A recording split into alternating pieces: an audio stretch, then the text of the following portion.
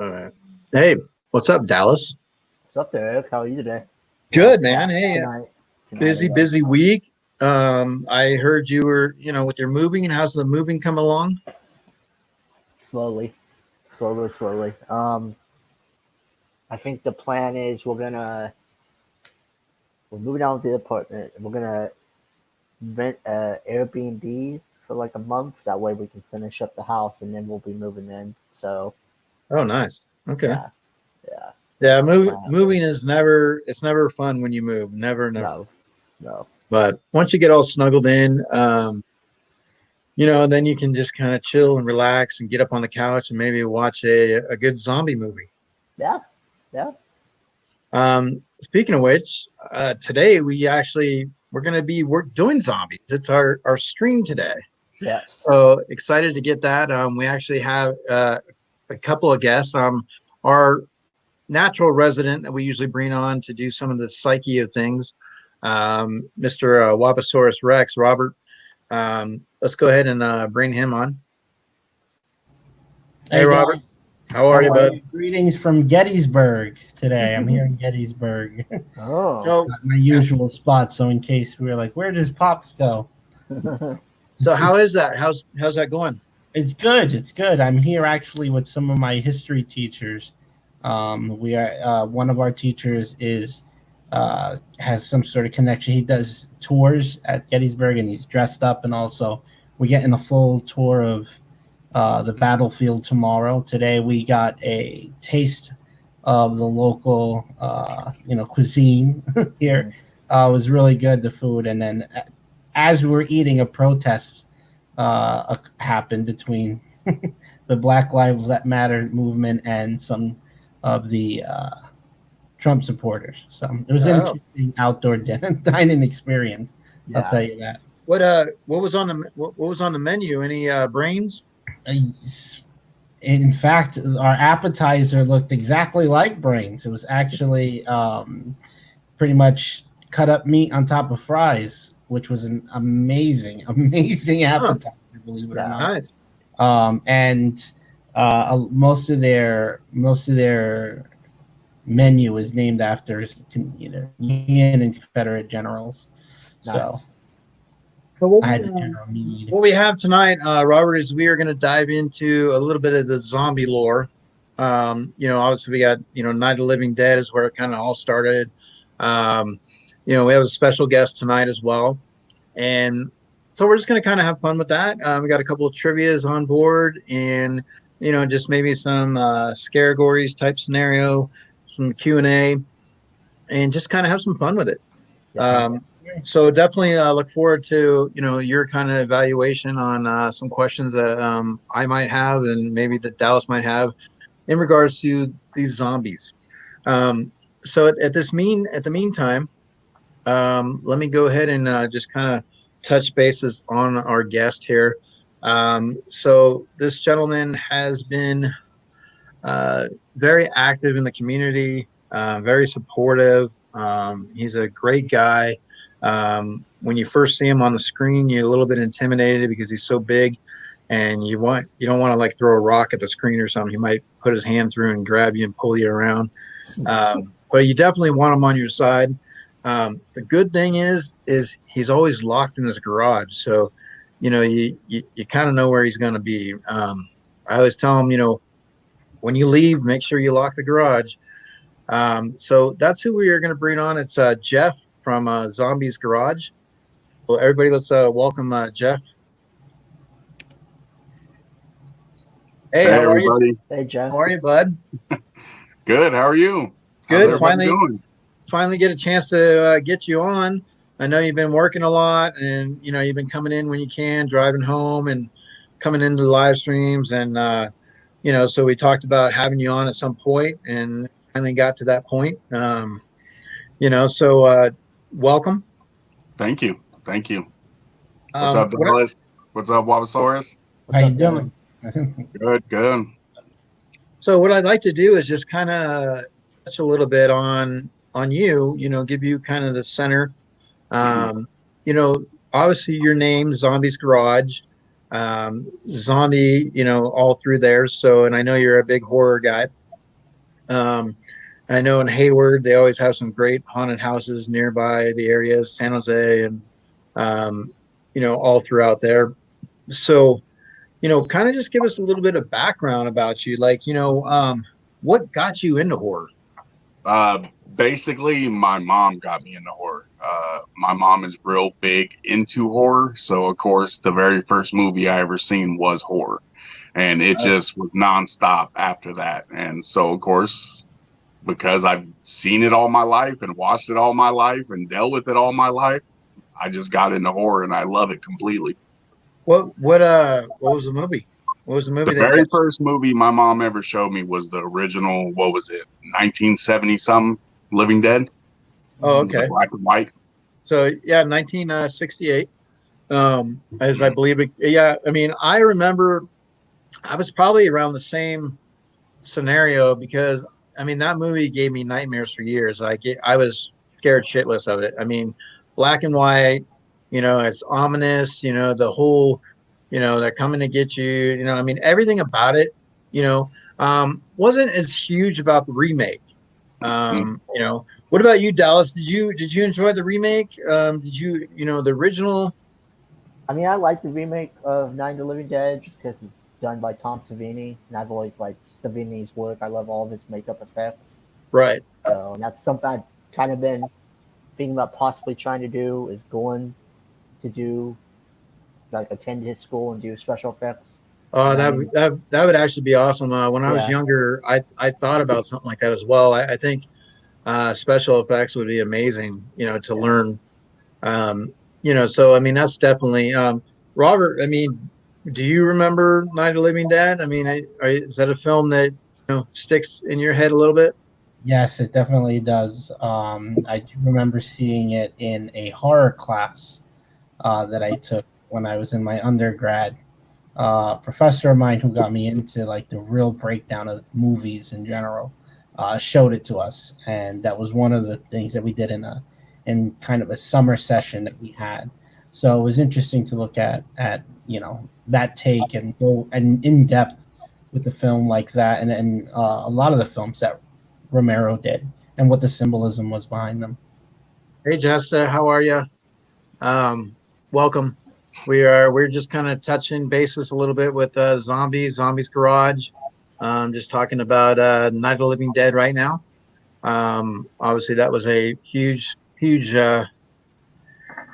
film. George Romero. I mean, where would zombies be today if it wasn't for George Romero? I mean, if that was a movie that nobody goes to see, I mean, do zombies become just B movies? I mean, right. Do we have such a big hit like The Walking Dead? I mean, a huge Robert Kirkman comics and series over the last 10 years that has been taking, things by storm. Yeah. So that's one of the things you kind of look at is, I mean, there's so many facets of zombies, so many facets, but before I get, into there, I kind of want to go back to this guy. So why the name Zombie? Why the name Zombie Garage? Because I love zombies. I've always had that name. Even if you go on my PlayStation, my gamer tag is Zombie. Xbox, my gamer tag is Zombie. I use Zombie on everything. I even have a zombie email. He sent me his email for StreamYard, and I'm not going to share it or anything, but let's just say it's probably one of the longest emails I've ever seen. So, it is out there, but it definitely, when you look at zombies, and I mean, there's so many horror stuff out there, and there's so many B zombie movies, Dale and Tucker, you just zombie strippers, you have like so many varieties of zombie movies. And, I mean, yeah, you have, The Walking Dead. Now, Justice says The Walking Dead is ending, so I don't know exactly. I have to read into that, but I mean, we obviously have 10 seasons. Hey, LBD. So you have a situation with zombies, where they devour brains. You know, they're walking around, their brains are alive, but they need brains. You know, you've seen some where they're walking slow, and then you've seen some like Z Nation where they are just running like track stars. Every single zombie has ultimate speed now. So that's kind of what I wanted to touch on a little bit tonight was some of, you know, the how zombies are. You know what I mean? Like how our perceptions are of zombies. Now, if the zombie nation happened today, you know, and we did have a zombie outbreak, I pretty much feel like our military, everything would, you know, with machine guns and just everything in general would take care of zombies. However, if smaller towns like where Night of the Living Dead was filmed could run into some problems, you know, you could have some of the smaller towns get overrun. But you basically would look at it from a point of view. I mean, obviously, there's a lot of people in this world.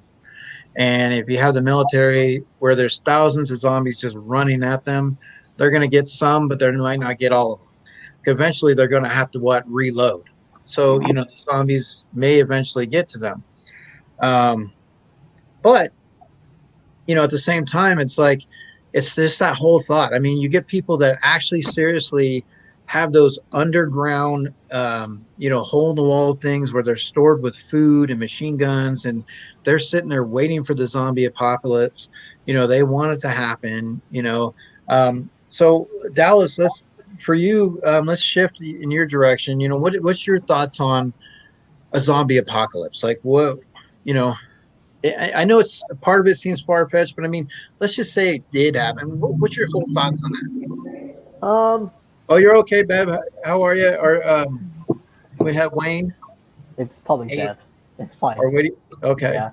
I don't know. I think if we had a zombie apocalypse, I mean, honestly, no offense, guys, it'd be every man for himself. If you guys are in my way, I'm pushing you towards the zombies. Like, fend for yourself. Like, that's how I'd be. So it's every man for yourself. So what you're saying is this right here, right, Dallas? Yeah. Nothing personal, but if somebody says, I'm tripping you. Yeah. Awesome. Yeah. So, yeah, you got your zombie crossing. But it also depends on what type of zombies. Well, it doesn't matter. I mean, There's a Oh, it big, does Well, matter. Oh, If yeah. you have It's some a big World War Z difference. zombies Right. coming at Yeah, you, World the War- military's not doing it. if it's 28 days later zombies, then I'm like, I'm looking for something. I'm not staying on my feet. I'm getting in the car. I'm going in the tree. I'm going up in the tree. You know, I'm going higher ground. Yeah, but you remember though, in that movie they could climb. Well, but that's what, okay. So, I mean, that's one of the things I do eventually want to get to with you, Robert. There is some things that I want to ask about the zombie side when we look at things. But first, I kind of wanted to. I was going to touch on the YouTube a little bit to start that, but I think I'll still kind of hold off. So let's go back, zombie. Name a time. I mean, like I said, you grew up with zombies. You know, your mom showed you a film. You love horror. You know, is there a time that you were scared? I mean, is there a movie that got to you? Is there, you know, any type of film that, you know, kind of as you were growing up, like you really remember? Oh yeah, there's actually quite a few, movies that got me. Like the one that I can remember that gave me nightmares first was Return of the Living Dead. That one, even though the acting was bad in it, but it's just the way the zombies looked and the way they were, and especially like in that movie, how they were, say, like they ate like an ambulance guy, and then they would get on the microphone and tell him to send more. Well, and that was one of the things that always sticks out about that movie to me was when the girl had the screwdriver in her head and she's like, "Get that damn screwdriver out of my head," and the Return of the Living Dead was, an interesting film, a continuation of these zombies. So many movies, that George Romero, laid down the groundwork for, whether it be B movies, comedy type, actually scary or actually good. I mean, there is a lot of movies out there that you're watching and you're just like, oh my God, like really, like, but you expect it because it's a zombie movie. Right. There's actually a lot of movies that, like, because I'm so much into zombies, I give every zombie movie or show a chance.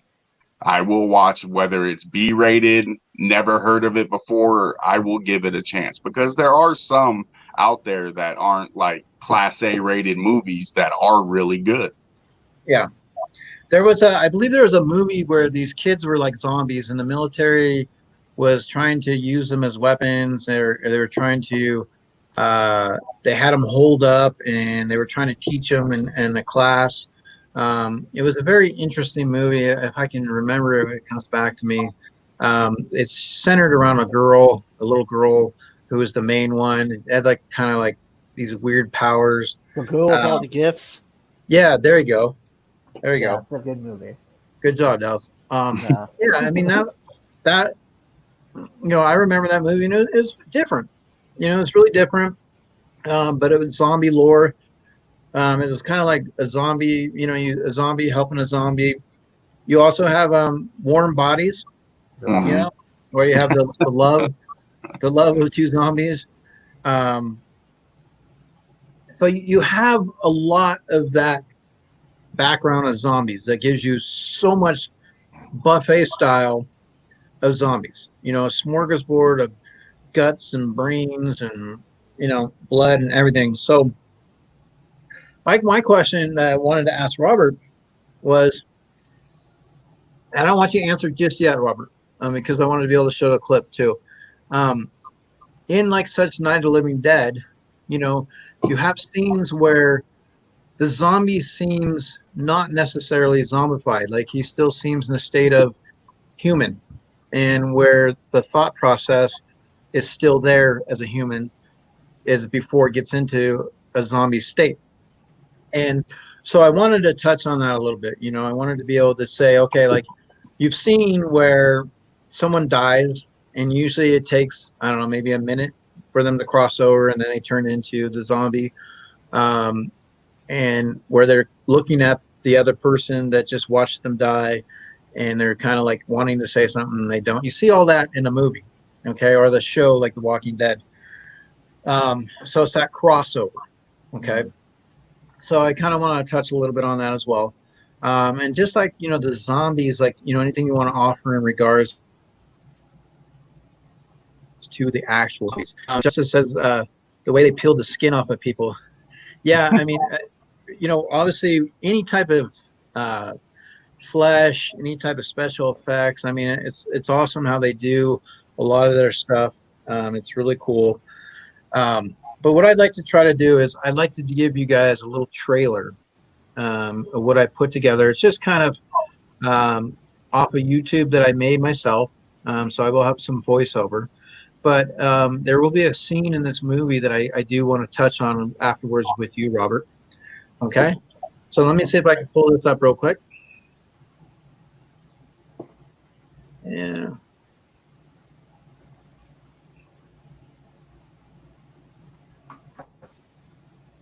All right. Stop it. You're ignorant. They're coming for you, Barbara. Stop it. You're acting like a child. They're coming for you.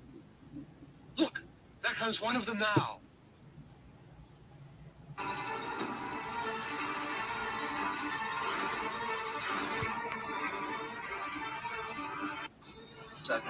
Wait for it. Wait for it. Let's do it. We go in, stay in formation for the sweep. After that, you all know what you're supposed to do for. I'm looking for some Twinkies. Any That's what I questions? want. Silly time. Yeah. We had a few years before I was born. Here we go, door delivery.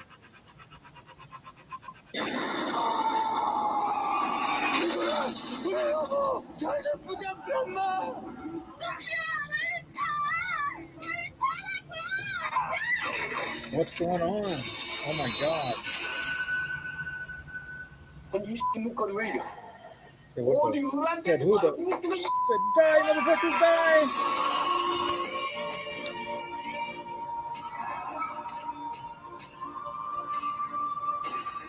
So much going on here. I don't know. Oh my god! Look at that!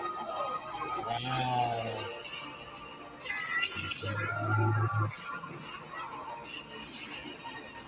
So much action going on this zombie movie.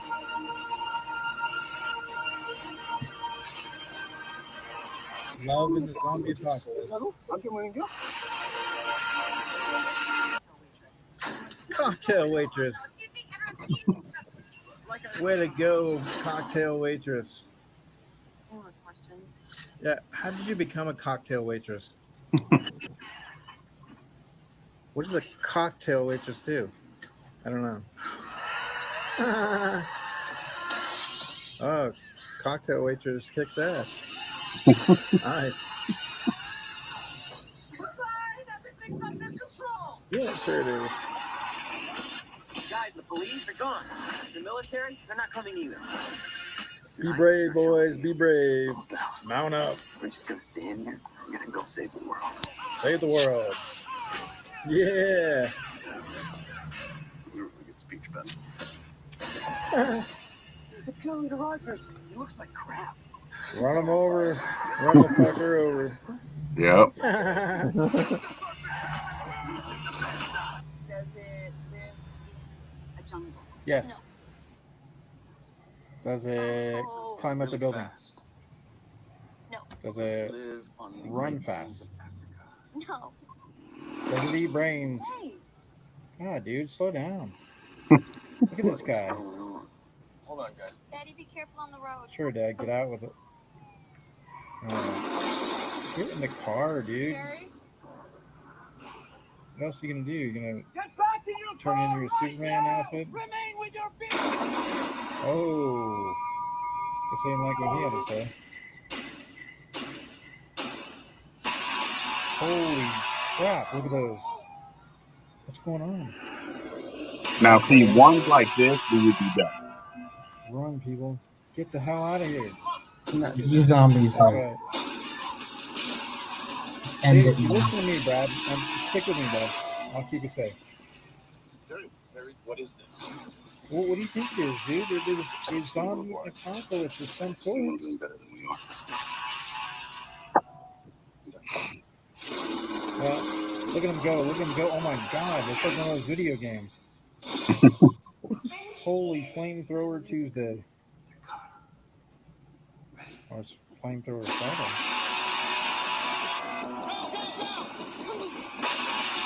Ah,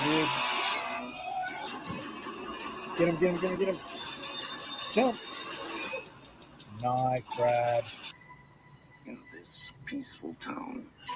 Centerville, center of peace. Streets. You can't mess with Brad. That's Mr. Smith. Something Comes this way. is coming. Excuse me, we're closed. He just wants a little bite. What the hell was it? Police. A wild animal.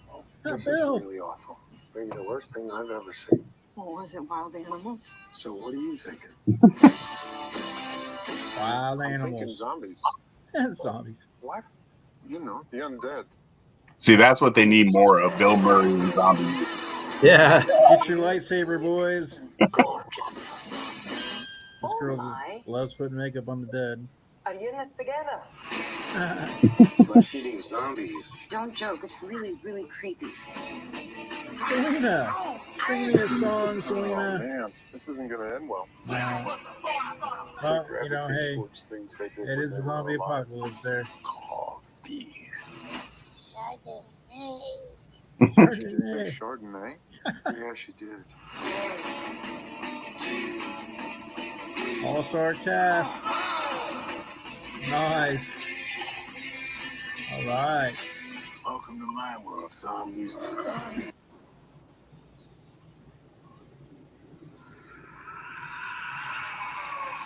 Oh, what is that? Oh my God! Is that? God didn't do this. I know, but what We we did. We did. Why do you say that? What's that noise? Okay, this is when you guys do run. Like I mean, you run like hell. You run mad. Holy crap!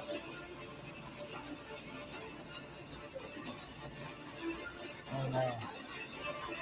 Here we got explosions. This is the last healing. So yeah, you definitely. It's the last one.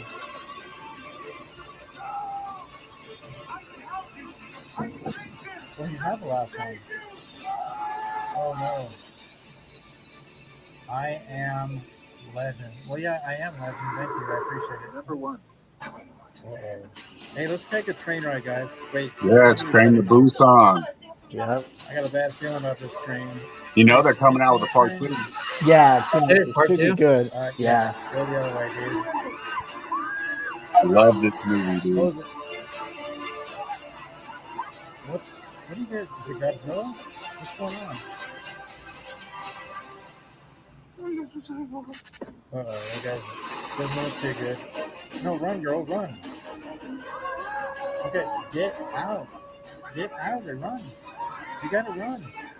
Okay, dude, here's how this works. You're in a train. There's not many places to run. You need to get out. Yeah, okay. It does not look good for you guys. Yes, the whole nation runs in danger. Okay. Oh my God, get out of there.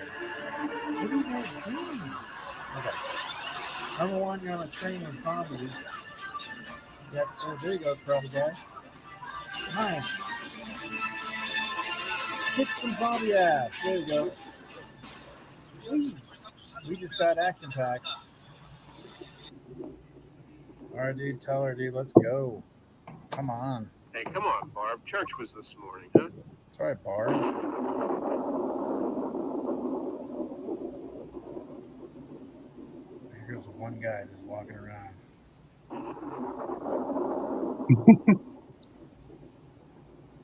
And they never really kind of explain like how he. I mean, like he's the one, just one guy. Hey, I mean, praying's for church, huh? Come on. Get in the car, Barb. I haven't seen you in church lately. If she would get in the car, this wouldn't have been a Not problem. much sense in my going to church. All Do you right, remember so- one time when we were small, we were out here? Oh, we don't care about. It was from right over Oh there. yeah. Huh? I jumped out at you from behind the tree, and What'd you Grandpa say? got all excited. He shook his fist at me, and he said, "Boys, you'll be damned to hell." Remember that? Right over there. Good. She's still scared, Johnny. You should really be scared. She is. Johnny, You're still afraid. Of course stop she it is. now. I mean it. Get her, Johnny. Tell her. They're coming to get you, Barbara. They're coming for you, Stop Barbara. it. You're ignorant. They're coming for you, Barbara. Stop it. You're acting like a child. They're coming for you. They're coming, Barbara. Look, there comes one of them now. Does he see him? Does he look? He'll hear you. He's just Here he comes now. I'm getting out of here. Johnny. Look how fast he got over there now. He looked over and he was.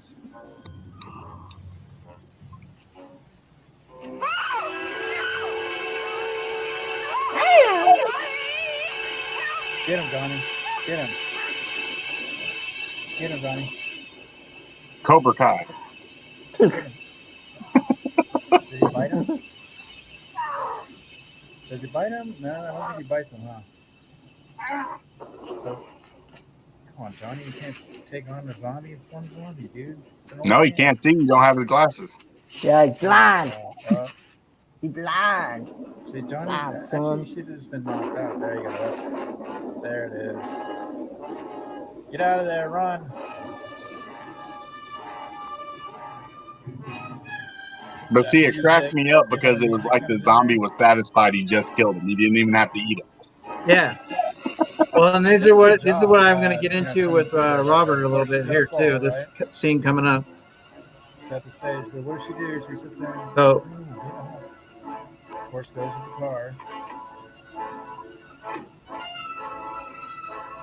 No keys. No keys. Yeah. So I should always have a spare somewhere, you know? Now, the zombie's trying to open the door. That's what's funny about that. He's pulling the handle trying to open the door. I don't know about that one. What do you think? What do you guys think? You think you'd be able to pull the handle? Or do you think he's just not? I mean, now he's gonna get a rock. Pretty damn smart zombie, right? He stops. He says, "Oh wait, let me get a rock." There we go. Yeah. Now see, zombies do that, right? Yeah, he's coming in. Get out. But yeah, no, he's hanging on. See, now a zombie wouldn't just hang on. There you go. Yeah, pretty damn smart zombie, I think. Anyways. All right. So with that there, nice. Oh, look at that. All right. What was that for? What did you do there? One night when he was drunk. Yes. Very crazy night. No. That night actually was at the famous Lowe's Theater in Jersey City. They were playing Day of the Dead, and they were asking for volunteers to do the opening scene on stage that would lead into the actual movie. So that was pretty fun. So I volunteered to do it, and they put all these zombie makeup on me. Oh wow!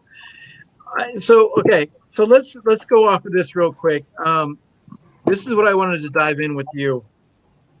So you have an original Night of the Living Dead, George Romero zombie movie kicking things off. Now, their thought process in this film is, the guy, was fine with him being dead. So he didn't want to go and eat him. He wanted to go after the other girl. Then when he gets to the car, he starts pulling on the handle like, he knows, okay, let me open that door, but he can't get it open. Then he goes over to the other side and he says, wait a minute, if I get a rock, I can break this window. So this whole process, what I'm trying to figure out in a sense is what's happening? Like, is this guy, is there a certain amount of time that you got to be in the body before you become a zombie? Is it like Chucky where you got to spend so much time? Like, what's going on with this scene? Like, can you break this down for me? So we're going to look at two different things. One is the fact that, this was Romero's kind of first movie with the zombies. So talking about what we understand as zombies was very different back then. It was like it's his first attempt. So there are certain things that we look back at it and in the continuity or the stuff in our head, we're like, wait a minute, that doesn't make sense. A zombie wouldn't do that. So there's a lot of obviously like either, I don't want to call them plot holes because they didn't know that, when they were doing this for the first time. But wait, hold on. Let me stop you there because it's not necessarily a plot hole because George Romero continued that down the road with a certain man named Bub. Oh yes, when he eventually gets to the talking part. The gun. A lot of what he was doing at first was just kind of, again, just taking off with that first film, which only started developing a following after. But looking at it from what we understand, there's the scene in the CDC of the first season of The Walking Dead when they're speaking to Dr. Jenner and he's explaining what's going on in the brain of the zombie, of a person who's passed and then kicking up again and becoming a zombie. One can say and argue that there are still elements of it because in a lot of zombie movies do hint at the zombie kind of remembering something from a past life. If you remember, Morgan's wife was trying to open the door at one point to her house and kind of stood around her area. So could a remnant of your brain is pretty much it's your storage unit of all your memories and all past, everything that we eventually just become. Well, in that Bill Murray movie, they went back to the diner, so they have a tendency to go back to places that they familiarize with. Things that are routine. The mall, They did that real big in Land of the Dead. Yeah, Land of the Yeah, Dead as did they that. got closer, they started when these movies started taking off, they did go back to figure out to try to find out the answers that were answers to questions that were not answered in previous films as to what happens. And the most of these zombie movies always touch on this. And what's interesting is again, you got to remember with your brain being that storage unit, there are some elements of that we have that there's certain routines that we become accustomed to or just don't even realize that we do. Usually, and this is a crazy example, you're gonna be like, what does that mean? Sometimes I find myself when I drive from work to home and from home to work, whichever way, sometimes I realize like, wait, I was driving. Like, you just becomes something second nature to you. Wait, hold on. So wait, real quick, Robert, read this. Like other shoes that you do, I want you to take that shine really nice, turn that How did I know he wasn't gonna phrase a WWE? There he is. So there is that routine that some of these that even in the undead version of an individual tends to continue following.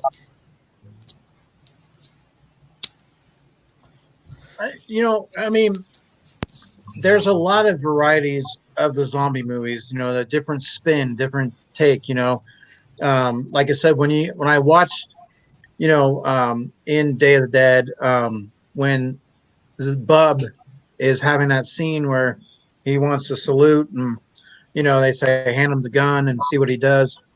That thought process, the reality is like, okay, can that happen? If somebody comes back to life or they were dead and they come back, I mean, their brain's still alive. So does everything that is part of the brain, the storage of the brain, still present itself? I mean, do they still have those memories logged in that allows them to go to the movies, to that grocery store, to the mall? And the thing is, when it comes to stuff like that, I strongly think that everyone has so much different aspects of how a zombie should be. No one will ever really know how exactly a zombie is going to be because everybody has a different outlook on how a zombie should be. Like an Alien, which if you guys get a chance, check out LVD on Sunday. He's got a live stream. He's going to be doing Aliens and Predators. I believe it's 4:30, so check that out. But that's what I'm saying. Like an Alien, nobody knows what it looks like. But yeah, I mean, a zombie, like, is the zombie going to run?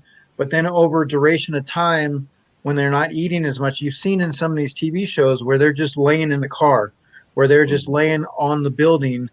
And when you walk past them and you make a noise, they wake up. So what I'm saying? So that's what I kind of want to know, is that psyche of a zombie. Like, what would you say, Robert, is your version of a zombie, like from things that you've seen? I would say anytime I think of zombies, it's the way that they're portrayed mostly in The Walking Dead. I think that's the most real, in my opinion, it's the most realistic. It's the most I think when you look at the evolution of zombies based from then to even before Romero, with early films like White Zombie and even forms of Santeria and voodoo in Haiti with people that are zombie-like states. The idea of people, when someone dies and then they reanimate and they're undead, we revert back to that basic animal element, animal brain that we have. We resort back to that in a way. It's almost like a reboot, but you don't become the higher thinking. It develops as you see with as some of the zombies, as some of the movies would toy around with as they become smarter. But it almost reverts like a Kickstarter of just using the most basic animal instinct of us, of just consuming, of eating, of just moving and just keeping that kind of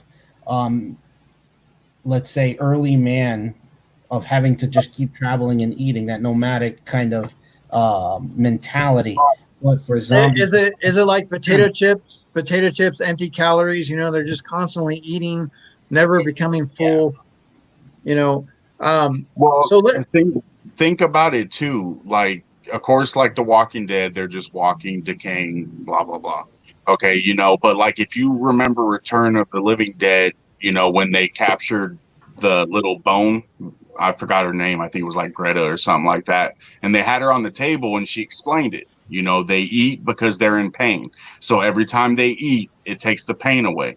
You know, and then if you look at other movies, the aspect's totally different. Like Resident Evil, for instance, you know, they were dumb. They just knew they had to eat. And that's what drove them to get people, was they wanted to eat. Yeah, I mean, it's always centered around the brains, you know, where it's like, are they eating the brains to? I mean, supposedly their brain is still alive, and you got to kill them. You got to kill them in the brain, but yet they're eating the brains. So everything's centered around the brains. So what's going on there? It's the if anyone is familiar with Abraham Maslow, who studied human needs and basically the idea of what's behind human motivation. Maslow argued that there are two groups of things that humans seek. It's basically our deficiency needs and our growth needs. And zombies, it's that deficiency need that is constantly, you know, we see them just consuming. It's the idea of just filling in, as Zombie said, that void, that pain is basically eliminated by this consumption, but it doesn't stop. It's this never-ending cycle. And Romero basically used the zombie, the undead, as kind of the backdrop to symbolize our consumerism. Anytime we need something, when we're in pain, we need someone to console us. What happens when that person that consoles us is gone? That's what made The Walking Dead so successful, because it wasn't the zombies, it was what we saw the humans go to, the drama that built up. Right. The drama with it's a human story. And so looking at these films and looking at how zombies are portrayed and their psyche, it really gets down to that human need, human condition, the need of our filling in our void, and also of our deficiency, and then the ability to grow and become something better. Well, so Dallas, I mean, when you look at some of the zombie movies out there, you know, and like I said, you're a little bit on the younger side, but you've had an ability to watch a lot of zombie movies. What's a movie that you know, besides Night of the Living Dead, that kind of stood out for you? Maybe something in the near 90s, 2000s, you know, something that might have, you know, been a success for you as far as a zombie. I mean, it's going to get a lot of hate within the community. It's probably I love Shaun of the Dead. I absolutely love that movie. It's a great film. I think that's a classic. Yes. I know a lot of people don't really like Simon Pegg's work. They don't really like him as a person, but I think it's such a hilarious movie. And then also, I really liked Girl with All the Gifts and Train to Busan. I think those are the two most recent zombie movies that have been made that did really well. Yeah, I Train to Busan. Now, you guys said that they're talking about a second one coming out? Yes, there is. There's actually already a trailer on it.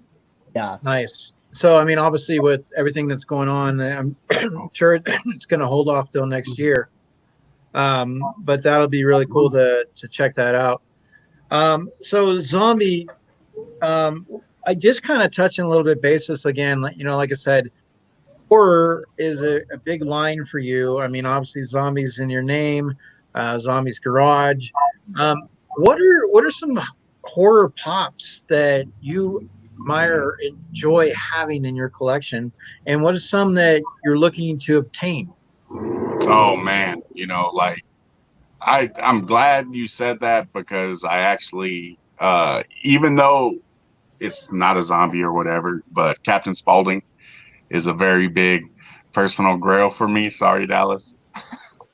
But yeah, I just got him, and I've been trying to get him for a while. But I mean, I love all my horror pops, you know. But of course, it always goes back to what I grew up on. Now, for some people, wait, hold on 1 second. I gotta stop you there, Zombie. For those of us who don't know who Captain Spaulding is, can we see what that looks like? I mean, do you have that? I mean, is it available for show? Yeah, hold on. I'll be right back. Because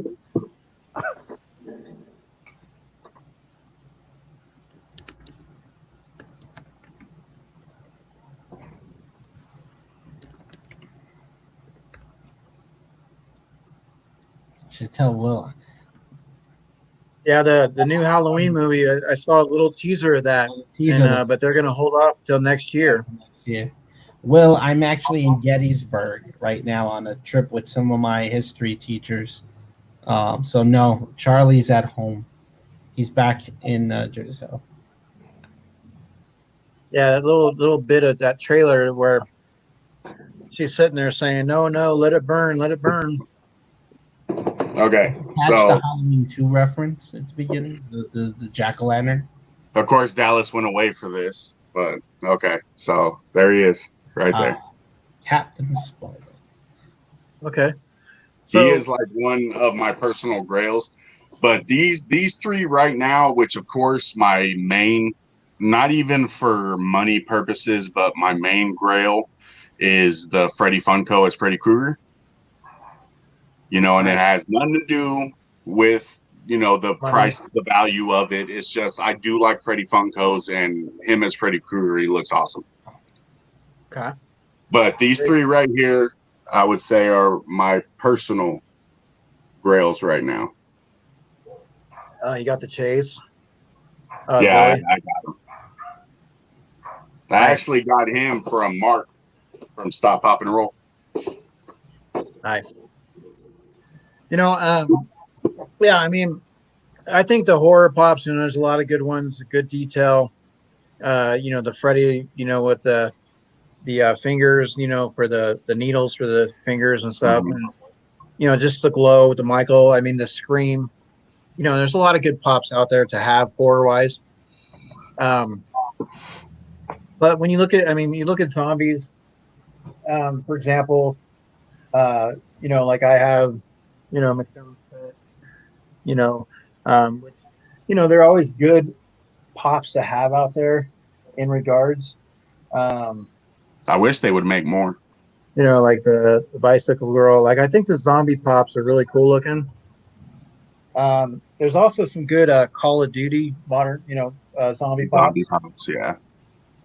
So, I mean, that's what's really cool about that. You know, I mean, zombies. Now, what I want to kind of dive into a little bit, Rex. Okay, Dallas, we're done. Come back.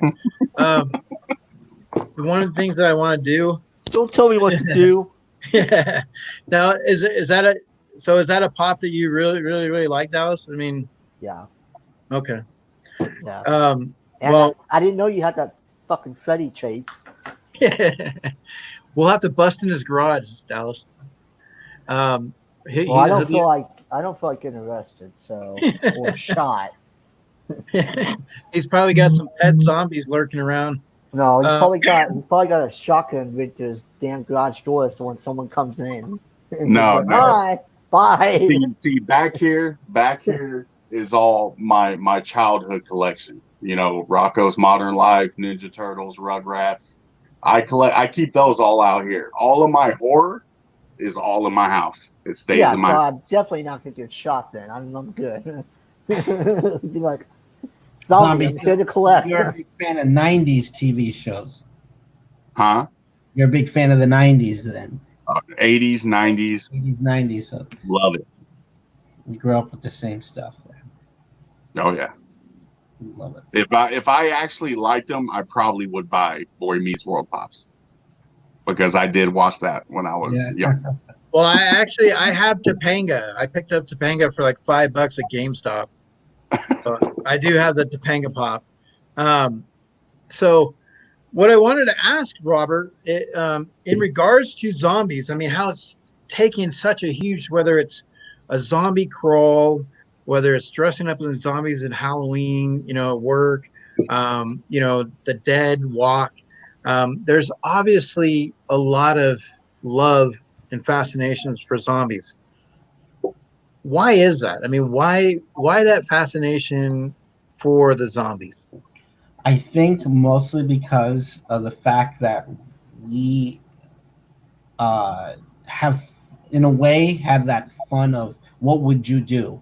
That's a zombie film is a lot of, hey, oh my God, what would you do if we were in this situation? Oh, I totally survived this. Oh, you would totally die. How many times do we with friends get together and think to ourselves, how would we survive this? Who would be in charge of what? Who would make it? Who wouldn't make it? It's that scenario, that conversation thing that it has. And also it strikes at the vulnerability of it technically happening. And I want to bring this up because I think it's important, but I'm not, it's going to sound hyperbole, but if there's ever been a time where we got very, very close, it's right now. With the fact that it's replaced the word zombie with COVID-19, and that's the catch.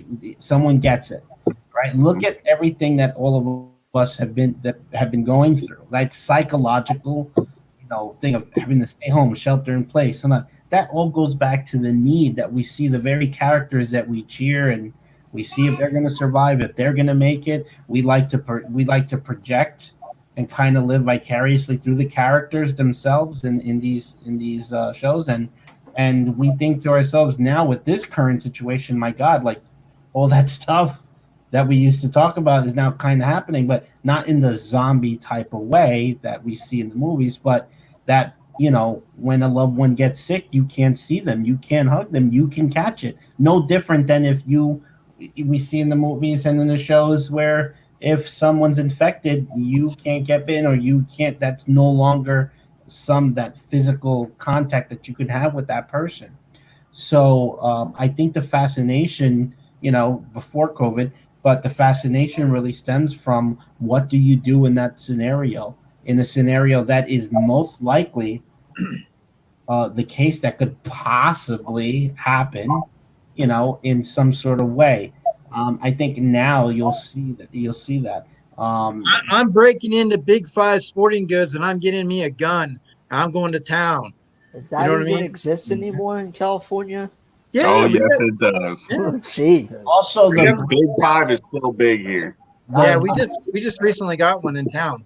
But I that's the thing. Like when you look at the zombies and you look at the situations, there are some people that are like, I can't, like they want it to happen, or they're like, this is what I would do, and they're excited about it, not really knowing what we're getting.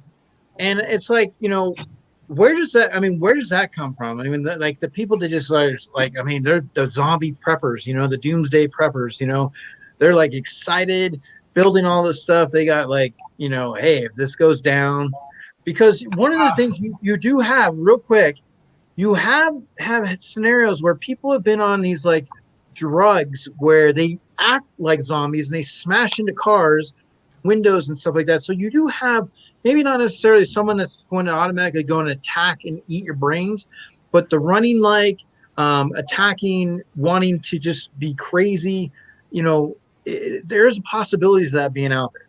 Well, I mean, to be fair though, I mean, you what's the word I'm looking? You displaced the whole eating brains thing. I mean, there's cannibals out there. I mean, that's true.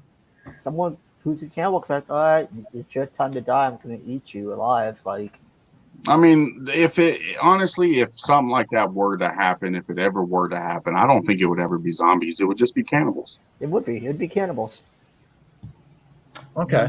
Well, because I mean, when you see the video or you see reports of like people that are on these like so-called drugs and they're running and diving into the windshield of a car and they get back up and they go again, like, that sense of that craziness. Like we've had movies out there where I think it was the Crazies or Crazies. Yeah. yeah. And so you have, you know, that type of sense where it might not necessarily be a flesh rotting zombie, but yet you got all these people like running around like Z Nation, but they are attacking you in a different form. The people you know, doing bath salts, you know, it was the bath salts, and you see, it was some guy who was like eating some homeless man's face, and there's footage of it, you know, so that again, that psychological effect that a drug like that can happen, that diminishes that. See, these movies, the other reason why these are so successful is the whole breakdown of what we understand of law and order. And I don't mean fit like the actual law. I'm talking about the establishment. I'm talking about how our comfort zone, our bubble, you know, what we consider like, hey, when our life is interrupted by something we don't fully understand, you know, that makes us question everything. And I think that's another thing. It's just the idea of look at how much in this world right now we realize, wow, we've always just been doing things because that's just the way the system's always been. And now we have to adjust to this new life, the same way that these characters in these movies, when law and order is completely gone, the government's gone, as stated in the chat, when the CDC is the last thing standing in The Walking Dead, and that blows up, these characters are really, if you guys really look at it, go back to season 1, and when the CDC explodes, that's like the last time that we see any form of them, the survivors, trying to get help from the government. Because at that point, they're on their own. They're adapting to this new normal that now we hear in real life that we all have to adapt to. So at least until the next season when they get into the new order and everything. But so I want to keep touching a little bit on that in a little bit. Real quick though, because I want to lead into the quiz, the first quiz that we want to do. Dallas said that he has one on Zombieland, correct, Dallas? Yep. Okay. So the question I have is, and we'll go to you, Zombie. Now, if is a zombie apocalypse, what is that one food that you're going to want to keep on hand that you definitely like, you know, I got to have it, can't run out of, you know, I mean, obviously there's the Twinkies. What for you is going to be that one thing that you need to store? Honestly, I mean, I have thought about that, and I think it would be such, you know, mayhem everywhere that I don't have a specific one. I just, whatever I could get my hands on will probably taste like a gourmet food. Yeah, I mean, you know, you definitely, I mean, because you got to have something you really like. Sausage. You know, I mean, having something on hand is really important. You know, Wendy's Baconator, man. But having a good cheeseburger, just a flavor of a cheeseburger is important. But you got to have some supplies. But you got, come here for a minute. This is Jacob. Now I'm going to ask Jacob, if you were in a zombie apocalypse, what's the one food that you would like to have hidden there, continuously have? Burgers. But you want to be able to have burgers on hand. Now you can't always cook. So what about a snack food? Like, is there a treat, a candy bar, something that you would want to keep in your backpack? Twix. Ramen. So he wants Twix. Awesome. Reese's. Logan says Reese's. Now, I mean, that's one of the things you obviously want. To me, it's got to be something that can last for at least for a year, right? You know, you got to be able to maintain it for a year. Cereal, something like that. So there's a lot of things to go after. You know, you have a lot of supplies. Dallas, do you have a favorite that you would keep on hand? What, favorite food? Yeah, like a snack that you definitely would want to have. I wouldn't be a food, but I can name a drink I'd want on hand. Okay. He's like, hey, if I'm going to be holed up at night, you know, not letting the zombies come in and stuff, you know, I need to have a drink on hand. I'm gonna have Jack Daniels with me the whole time. So you're gonna be hanging out with Jack. Nice. Yeah. All right. Plus, once I'm done drinking that, I can just use the bottle as a weapon. Ooh. What are you guys gonna do with a Twinkie? Eat it. When it gets hard, once you're done eating. They don't get hurt. Well, once I'm done eating, then I just got to reload my shotgun, and I'm good. Unless you're too full from eating the Twinkie, then you're like, oh. You throw Okay, it at the that's- zombie. You just throw them at the zombie. First off, I'm 330 pounds. One Twinkie is not going to make me full.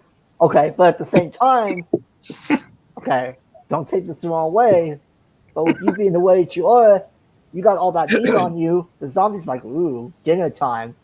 Unlike me, I'm pretty much all bone. They ain't gonna want me. They're gonna Well, want they you. don't know size. They just see They you don't know. and They they want just to- go. There's no meat here for them to eat. It's all bone. They're like, Yeah, nah, we see? don't want him. See, Ness says that sugar is energy. No, sugar is not energy. No, Ness, No. come on. Tell him, Ness. Tell him. I'm So getting- what's What's gonna happen? Charlie? What does Charlie want? Oh, Charlie! I wish I would have brought him, but it probably my street teachers would have looked at me like, "What the hell are you doing with that?" No thing?" offense. Charlie would Charlie? live. Charlie's gonna be used as a weapon. I'm Yeah. gonna cut Charlie up and I'm gonna turn him into a couple of steaks. Charlie would probably have to, from what I've seen him eat a lot, is probably be Reese's Pieces, much the Ugh. same way like ET. So Fox has a question for you, Wabba. Yes.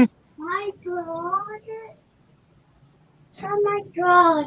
Yeah. I got So- Lysol. Let's go ahead and There's your mint. Right now. let's pull It up went our from mint to quiz. lemon. Dallas, go ahead and pull up the quiz. So while he's doing that, let's go ahead and go to our chat. Like I said, obviously Fox Crown is here. Nest, we've seen I mean, to be Fox fair Scott has though, been here. to be Just fair, hold yeah. on real quick.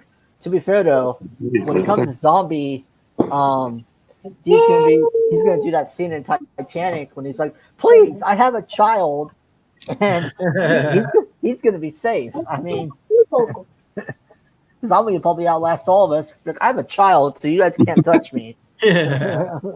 I don't know. I don't know if I would outlast anyone because I don't even know if I would survive that long. My whole goal was just to be how many zombies can I take out before I go, Yeah. and I would keep a tally. No, no, that's one of the things too. You don't see a lot of is the kid zombies. I mean, there's a few of them like Sophia in The Walking Dead.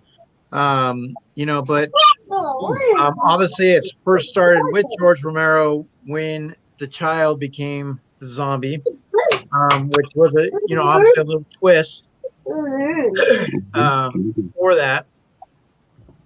But we do have,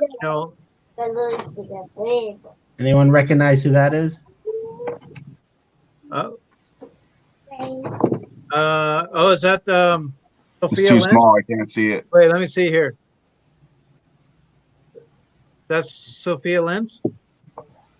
Is that the girl from The Walking Dead? Yep. And Is that Maddie? Is it the one that Carol killed? Brittany Shapiro. She played. What was her? The one that crazy one. Look at the flowers, you little The bitch. crazy one. Oh, Nice. Herschel. Herschel was my favorite character on The Walking Dead. Oh, Herschel was awesome. I liked Herschel. Yeah, And that someone pop, cosplayed that as- pop is really cool. Oh, nice. The governor. Governor. Yeah, that was at Walker Stalker Con. Oh, lucky. That's in Because that's Literally in 5 Atlanta. minutes from my house. I could walk there. What? Yeah, Well, Hey, if they ever get those, if they ever have those again, maybe we can stage it to where we can all fly out or something and do a live. Yeah, there's hotels there that are pretty cheap, and they usually do it every December, right before the holidays, so it's perfect. Because usually I'm on break or going on break. Yeah. I mean that'd be a lot of fun to just check some of those things out. Go somewhere like as a huge group, just kind of meet up and we can all hang out at LBD in Dallas's house. Getting bit. This is at my first Comic-Con, New York Comic-Con. Oh, nice. Oh. Who's the young kid? Is that who's that? That used to be a skinnier me. I don't believe it. So guys, Nobody- so in the chat, you guys have the quiz. Obviously, like I said, that's a kind of cool, little stalker thing. The Comic-Con Stalker Walker. So who was your favorite person to meet there? For me, it was definitely Scott Wilson because he was actually there the night before. The guy who plays Herschel, Scott Wilson, for those who know. My best friend got to meet him the night before at there was an Outback Steakhouse right next door to the convention center and the hotel that we're staying at. And so he wants to be an actor, my friend, and so they had a really good conversation. And I actually am the one who kind of got him into acting because I casted him in a play I directed, and so he mentioned me. And Scott actually, when I introduced myself, he remembered from the night before. He's like, "Oh, so you're Robert? You're the one who talked to the Jonathan who I met the night before." And he actually. We had a really good conversation about, just his acting and he had some really good words of wisdom. He was obviously, if anyone remembers, Scott was actually in The Great Gatsby, the older version, before the Leonardo DiCaprio version of it. So meeting him, I think, was the most interesting. And then, although he had a minor part in it, Robin Lord Taylor, he was pretty cool to talk to. Even though he was, he's in it, and he killed off so quick. I had a good talk with him. I'm trying to find one. He jumped in a picture. I was just, because they're very strict. You're not really allowed to take pictures of the thing unless you pay. But we were having a good conversation, and he just let me take a picture. But then later on in the day, I was just walking. I was taking a selfie as he was leaving, and he just jumped into my picture. And I'm trying to find where that picture is. I would pretend like I'm on the phone and then use it as a camera. You know what I mean? Yeah, that's a smart way. So you said jumping in. Oh, okay, nice.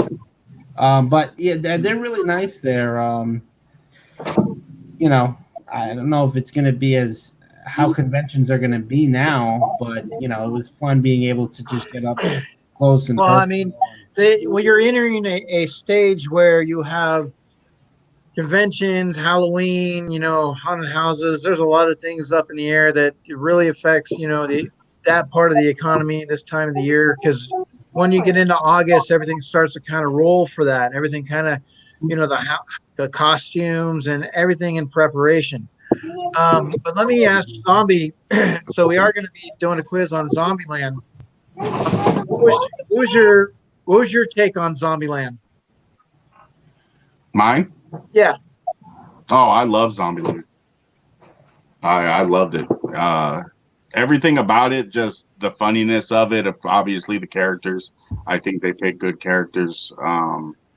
The whole Twinkie thing, that was awesome. And it cracked me up how he was going through the whole movie looking for that Twinkie. And then, of course, they threw in Bill Murray. And like I said, I love Bill Murray. I think with two movies into the belt, I think we might be all right. Maybe, I don't know. Well, but that was one of the questions on the quiz. Oh, well, no. You got to give him one, right? You got to give him one freebie. Nothing's free in life. So real quick before we also get into there, some people have come on into the stream, Zombie, and I know people do know who you are. You're well known in the community. You help out. You support a lot. But just kind of break down your channel a little bit. Like, what are some things that you do? Do you do unboxings? Do you pull zombie hands out of a hat? Like, what do you do? I basically started it doing the unboxing because I do love Funko Pops, which originally, if you looked at my Yahoo, Eric, that's what originally was supposed to be the name of my channel. But then I thought about it and I was like, I don't just want to dip into Funkos. I want to be able to do other things, like I have a couple BAM boxes. I have a Loot Crate. I want to do unboxing, but I want to do not just Funkos. So I left it to just Zombies Garage. Okay. Now, me seeing your garage back here. Now, in all honesty, if this was my setup of the zombie garage, I would want to do something with that board back there. Like, I would love to have like a zombie coming out, hanging down, or like a Freddy Krueger. Like how he was on the wall overlooking the bed. Something in that background right there with you, like, just get that little creativeness going. You got the pops leading up. I would definitely, that would be fun to play with a little bit. You obviously have that realm, you get that scary garage factor, so it creates that little ambiance of horror. So that's really cool about that. Now, do you have any like horror collectibles as far as like Hot Toys, anything you set your eyes on, or I do want to get some of those. Mesco has a lot of good ones I want to get, and I actually posted on Instagram that I was going to slow down buying mystery boxes because I wanted to get into other things. I wanted to start collecting horror toys. I'm starting to get big into autograph stuff. Yeah. Well, now what if we had some autographed mystery boxes or some Hot Toy mystery boxes? That might be kind of cool. I know like if it's kind of diving out there, I know, but yeah, that's gonna be a little pricey, I think. But hey, I'm just dreaming. I just put my big dream out there.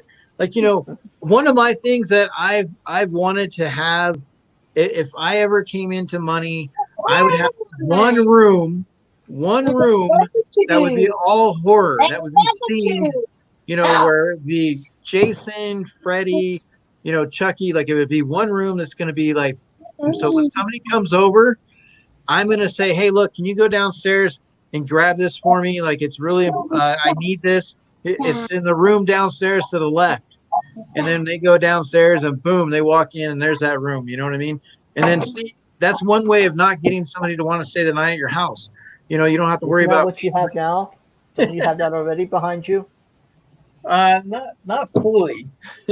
I want life-size figures. I want like big statues. I want, Did you see the? I want like this. You know what I mean? I want. You know what I'm saying? Like, that's what I want. There's a picture of a guy that has like all the movie money life. Who survived the night? That's what I always kind of want. Now, Zombie, I hear a little something in the background. Do you share, or is that something you don't? Put it down. Oh yeah, he goes on my live. Hey, look. Hello. Hey. Say hi. Hi. Hi. Say What's your hi, name, little buddy? Say hi, Dallas. Hi, Dallas. Hi, Eric. Hi. Hey, Rick. Say Rod. Oh, you got Robert. Say hi, Robert. Hi, Robert. Hi, Robert. Very cool. Yeah, he actually it's my fault. He's probably going to be bad when he gets older because I've already got him into horror. I've already got him into Pops. His favorite horror movie to watch, I know people might get mad, but it's Chucky. There's nothing wrong And his with that. second one is Pennywise, and he will watch it without getting scared. Nothing. He loves it. He loves Pennywise. He loves Chucky. Even that. Which one? Which one? Both of them. 'Cause I've showed them both. Okay. No, Now, I have you mean, shown them all of the Chuckies, or He watches all of them. He watched all of them, even the crappy new one and the crappy Cult of Chucky. Well, Cult of Chucky was better than Seed of Chucky. Let's be honest. Seed of Chucky, I liked it because it was hilarious. Okay, well, let's go ahead and shift over to our quiz real quick. Let's get, and then we can come back on that. Stop telling me what to do, Eric. Hey, pipe down, Dallas, before I come through with my. Let me give. Hey, Dallas, someone's at your door. Someone's at your door, Dallas. I just picked one of those up, Dallas. It's at home though. Knock, knock, Dallas. Go ahead, come in, see what happens. My baby Yodas are at home. Eric, are you in here? Yeah, 847. Eric, So- are you in? Are you playing? Oh no, I'm not going to play on this one. Damn. Oh no. I mean, I can. But let me see. I mean, in a second, I'll get in there. I just didn't have time.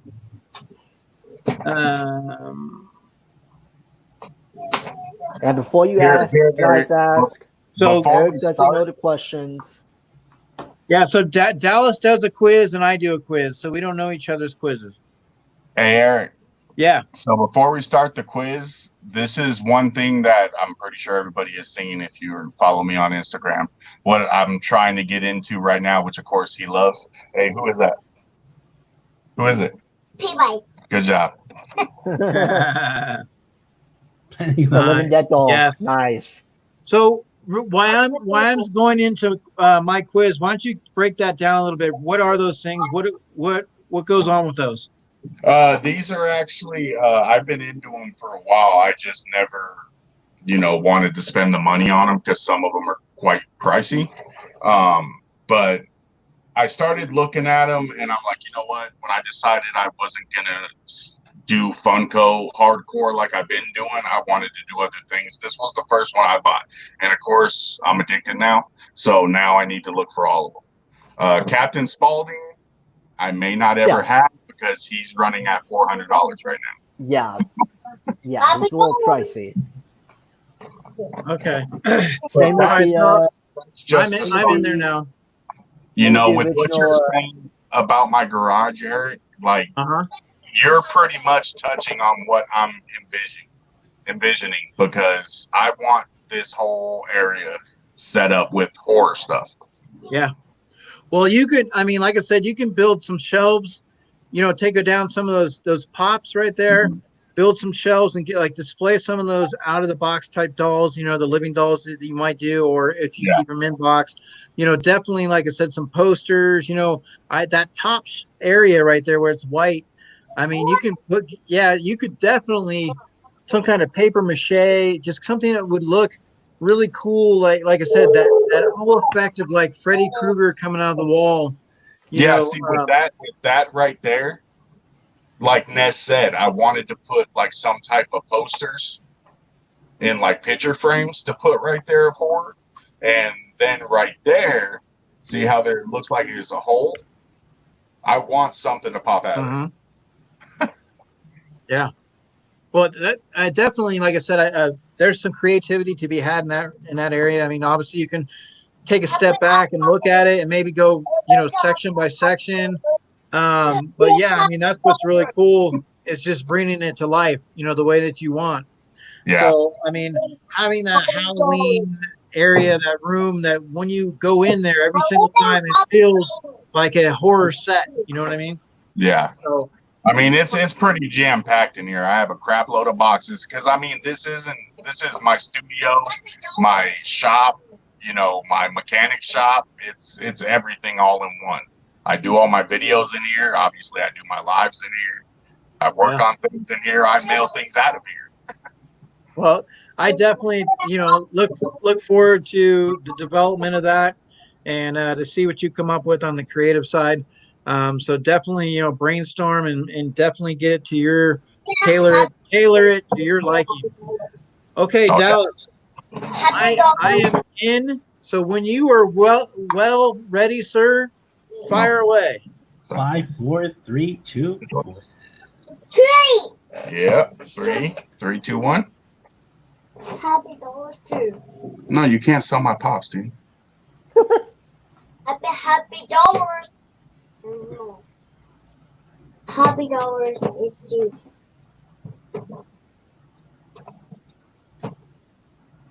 Is there like a 2 on your Cocoa Pop? 2. There you have Cocoa Pop.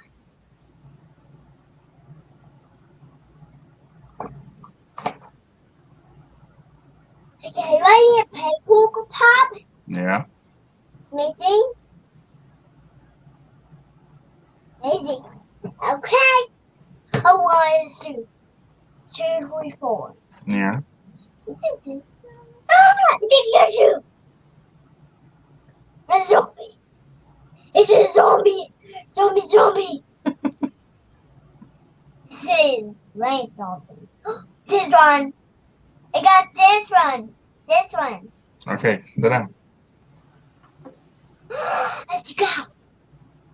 That's there it is. You able.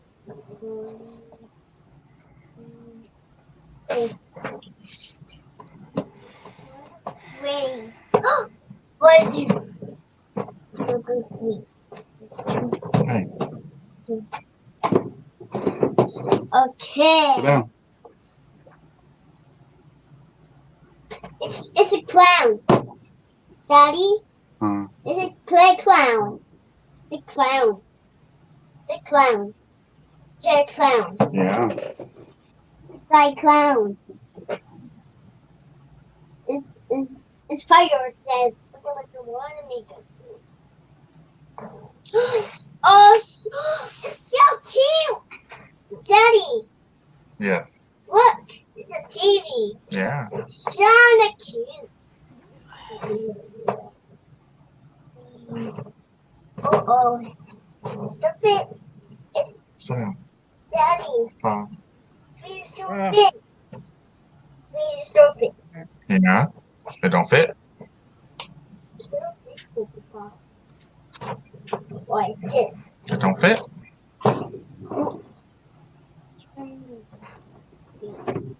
They got number. They got 29. Daddy, they got 29. Yeah, Happy Dollars next. Stop.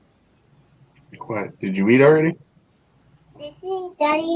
Did you get him Child's Play pajamas? No, he doesn't have that, but on his 4th birthday, he's getting an actual Good Guy doll. You're right, dog. Are you getting him the one from Trick or Treat Studios? I want to get him an actual like Good Guy doll, but I know those run pretty high. Yeah, they're $500, dude. Yeah. Where's the good guy dog? They're not cheap. It's like next birthday, so it don't matter. Good birthday. Yeah. Last birthday. No, your birthday. It's Venom.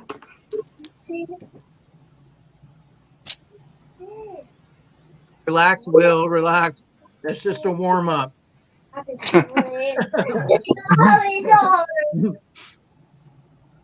holding up his middle finger right now. Good job, Matthew. Where's the toy? I wonder which ones Matthew got wrong. I dropped down. Wasn't first and dropped down all the way to 6. Hey, Will. This is last minute. I was asked to make this quiz, so Yep. Dallas was able to bust it out at the last minute. don't get all butthurt, Will. All right. So is everyone done? I don't know. Mine says it's almost done, but it's still on the page saving your answers. Dude.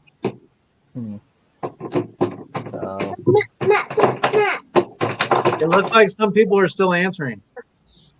Clara didn't come on yet. Clara, are you still in the chat?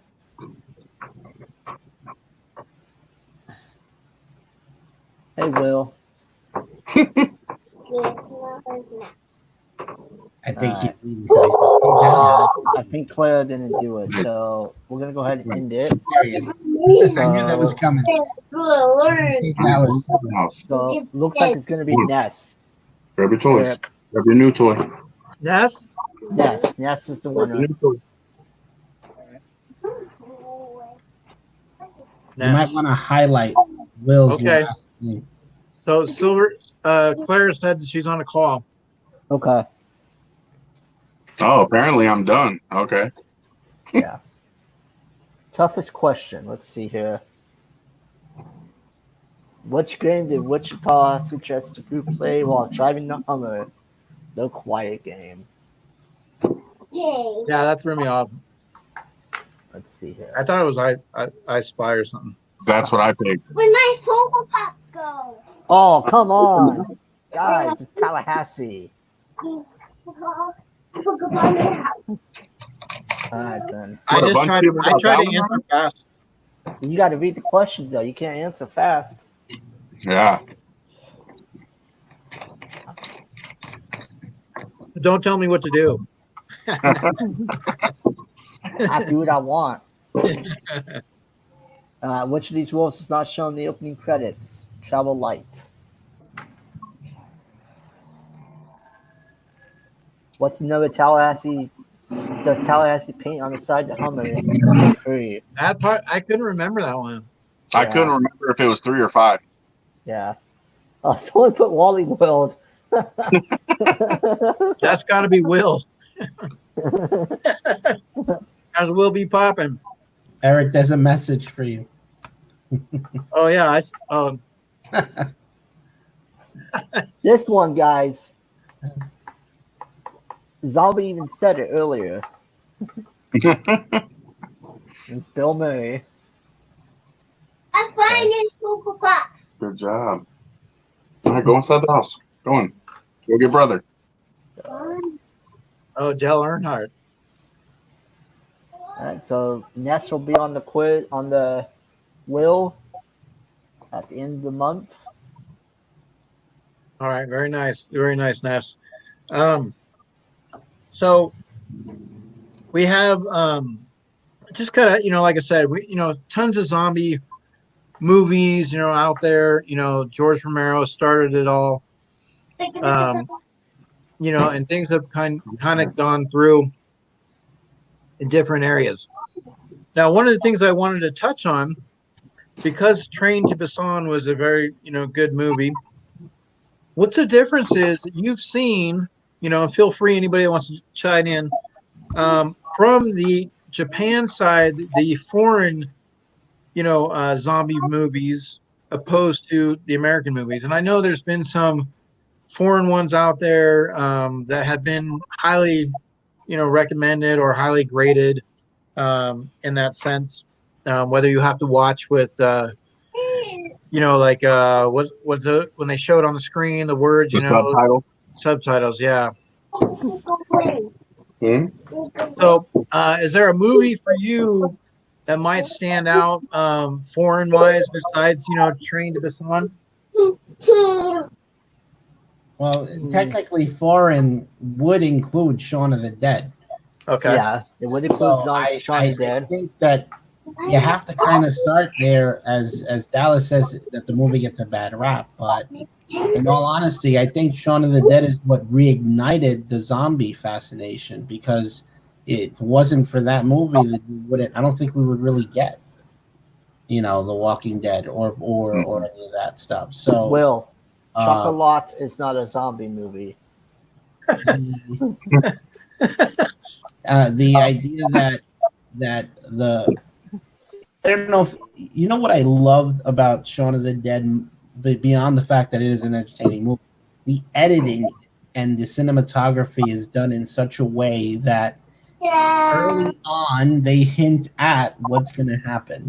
So going back to what you had said earlier, Eric, if you notice, we go through Sean's life, his typical boring life, and you see characters in the background. And later on, when he doesn't even realize that the outbreak has occurred, and he's going through the same routines, and in the background you see all the blood and gore, and it's the same characters that you subtly saw in extras in the background, now basically in the same areas, but eating people, or they're dead, or they're undead, or some form of it in the background. Well, I mean, I think that's what I like that's what I like about that movie, because there was a lot of good foreshadowing, with that. And it was very entertaining. And like I said, still you have zombies that eat people. Aliens and predators, all they do is just kill people. You know what I mean? So I mean, yeah, those alien and predators, they just kill people. But zombies, man, they get into it. They just rip them apart and they just get them brains. So but what was different from Shaun of the Dead? Like what from your typical type of George Romero film? It was obviously the dark humor. The humor and the editing and the play on sound and what we call film form, cinematography, the cinematography, sound, editing, and a thing called mise en scène, which is French for everything you see on the screen. So everything that the director chooses, the cinematographer as well chooses to be on the screen. So this movie played on all of that, because if you remember in the scene where Nick Frost and Simon Pegg's characters, when Sean and Ed, right? They're outside of the bar and they're just drinking out of the pub, and then they're singing, but then they're in the background is the one zombie just kind of going to the beat. So just the play on the sound and the way that the movie was edited, I think Edgar Wright, who did all this, I just think he was clever at really taking something that we know. It is a parody, obviously, of the Day of the Dead. It came out. In fact, when you bought Day of the Dead, you got Shaun of the Dead with it. Like, I don't know if you remember the DVD packs with it. Yeah, I remember that. Yeah, the satire and the funny thing of it all. Even when he's on the news, he's watching the news earlier in the film, and he's clicking through the channels. It's edited in such a way where flesh-eating zombie, it's explaining what's going on, despite the fact that he's flipping those channels. It's just clever at what they do, and making it fun. But it was still, in a way, it still had that dramatic element in it. It still had that, him coming to terms with dealing with survival, trying to fill in that void with his ex-girlfriend, and then dealing with someone else potentially taking her from her, and then of course.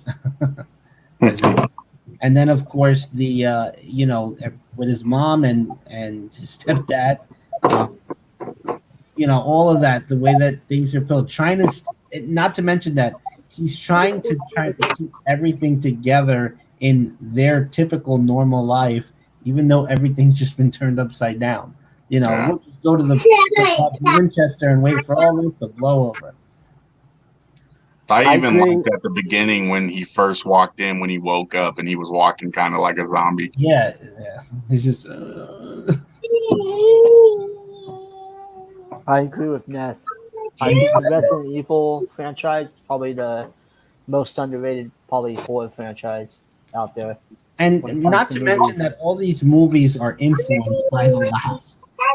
So let's kind of touch a little bit on the Resident Evil. Now, obviously, the very first film, I enjoyed it. With the girl from Fast and the Furious. I've always liked her. Michelle Rodriguez. Yes. Yeah, Michelle Rodriguez. I think it was an entertaining film. I know they've talked about making some more in regards. I know for that franchise, taking a video game and putting it to the film, for a horror franchise. Zombie, what's your take on that? I mean, how do you see the Resident Evil series? For when it first started, I was in love with it. I've been in love with the game since it first came out. It was actually one of the first games that scared the living crap out of me, with them dogs jumping through the dang window. But I think the route they went with it was too much. Like the first one, the second one, I loved completely. The third one, I tolerated it.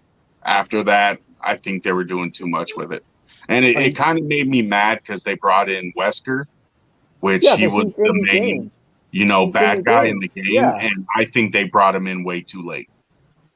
Yeah. But I mean, they hint at him at the very first movie and the second movie. So is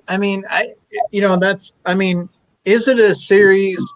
Like I said, should it be rebooted? Should it be something that continue? I mean, would you like to see more of that? And with Resident Evil, I mean, is there more areas that we can take that a different direction?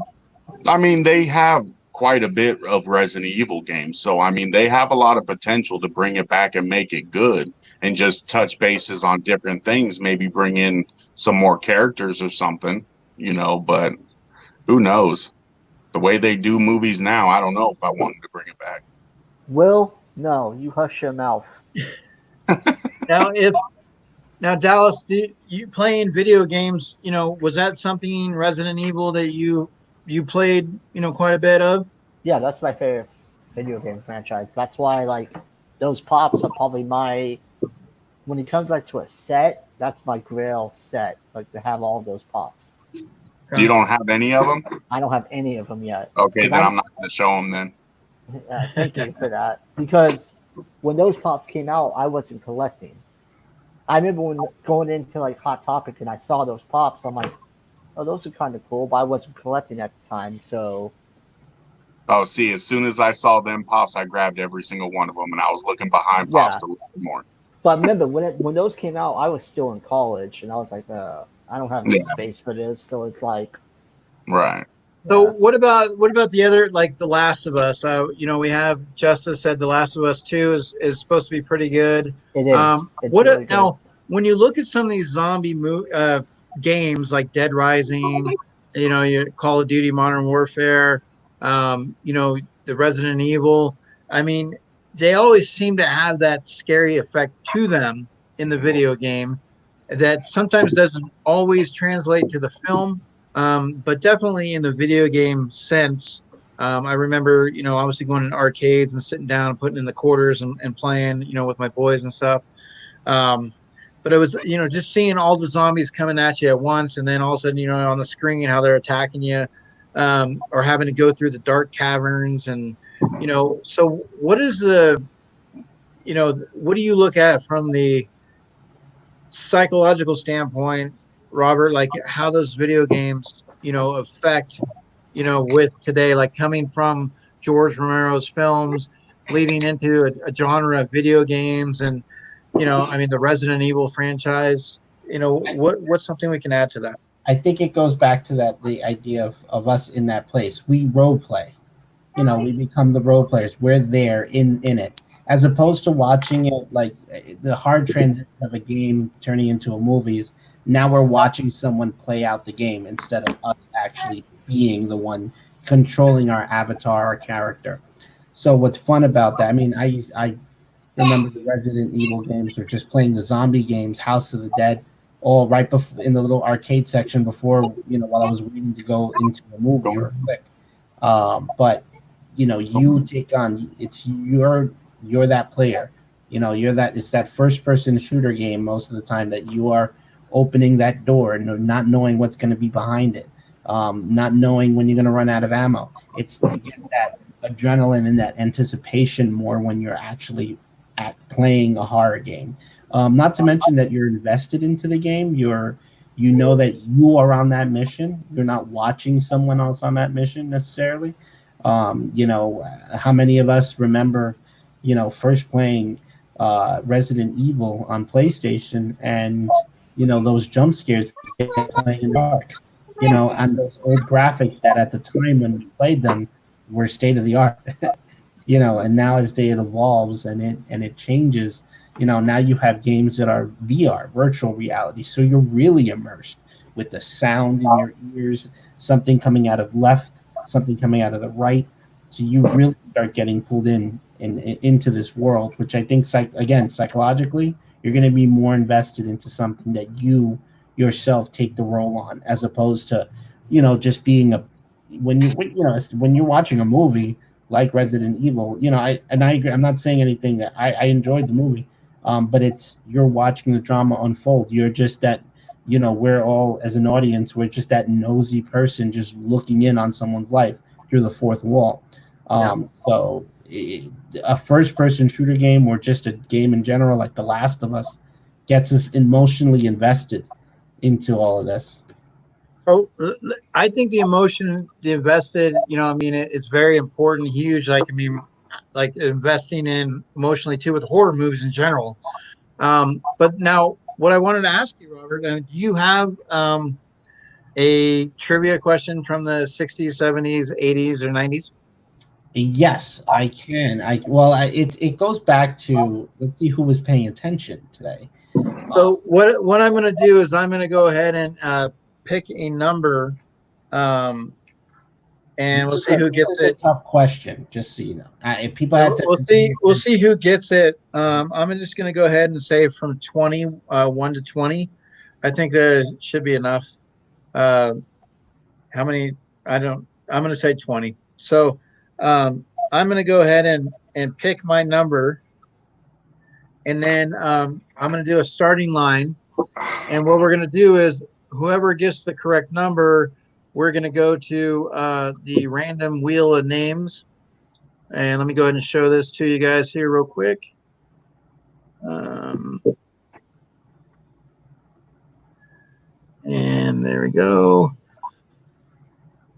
So once again, we have our 70s, 80s, 60s, 90s, and thousands. So we're going to have a question here for you guys to have an opportunity to answer, just to kind of see how you guys are. So I'm going to go ahead and do a starting line. You're going to give me a number between 1 and 20. Let's see who's correct. When I say stop, that means I've seen it. Okay. So, and I'm going to give you, obviously, it'll be a little bit of a delay, but here is your starting line.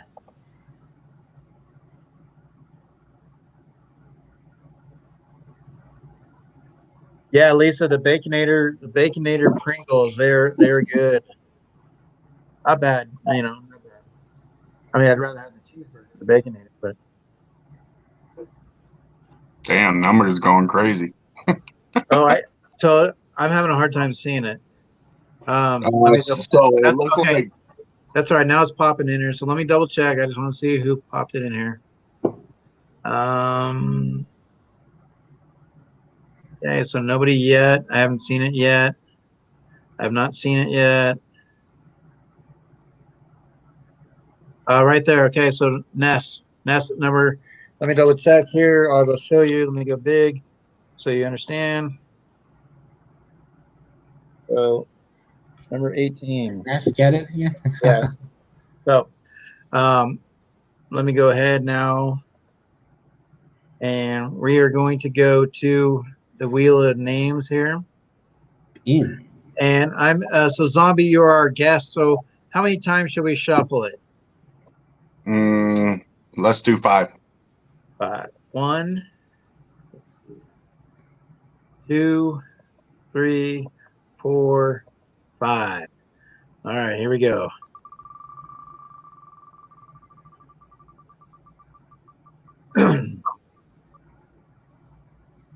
Now, if she doesn't get it, somebody will have a chance to swoop in there. Looks like it's going to land on the 70s. Okay. Ooh. Yay. So you have a question coming from the 70s. And so, Robert, what question would you have? Now, this is going to be for Ness to answer. If she doesn't get it correct, then we will spin the wheel. Somebody else will get another chance, and we'd spin the wheel for a different category. So even if you know this answer, you just have to realize the fact that you knew the answer. So, Robert, okay. What do we have? So, Ness, so I thought we were going to do 60s trivia, but we're moving to 70s. You get let's see, here we go. I have a list of them. I'm trying to make it challenging.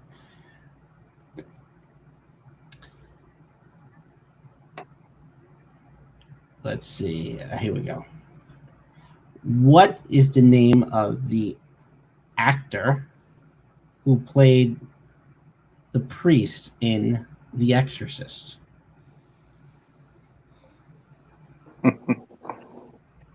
The actor's name of the priest. Homer Simpson.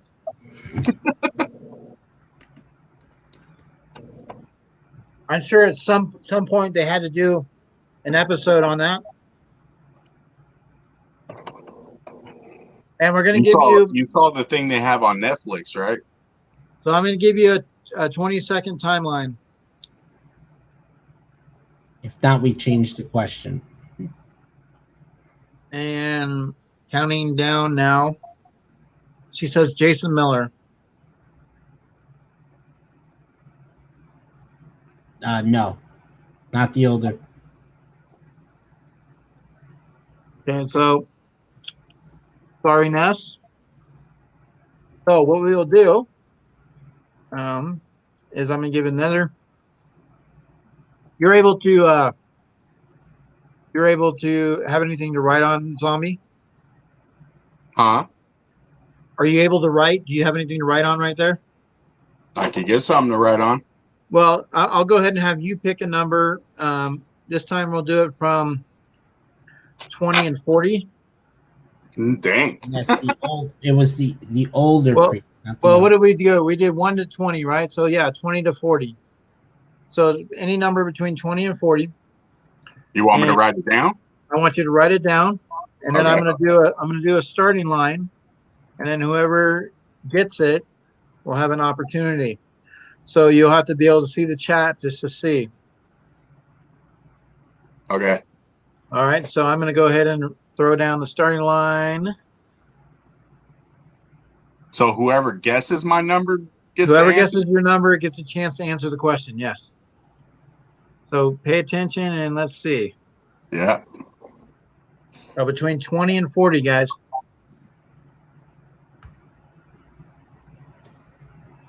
Bev, why are you going to put 13? Really?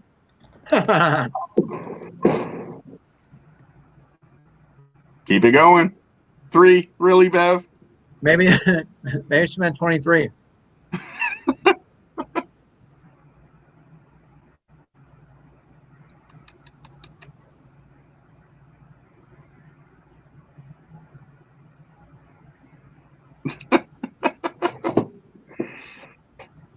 Come on, guys. Someone's bound to get it. I mean, I'm pretty sure you said like every number but the one I wrote.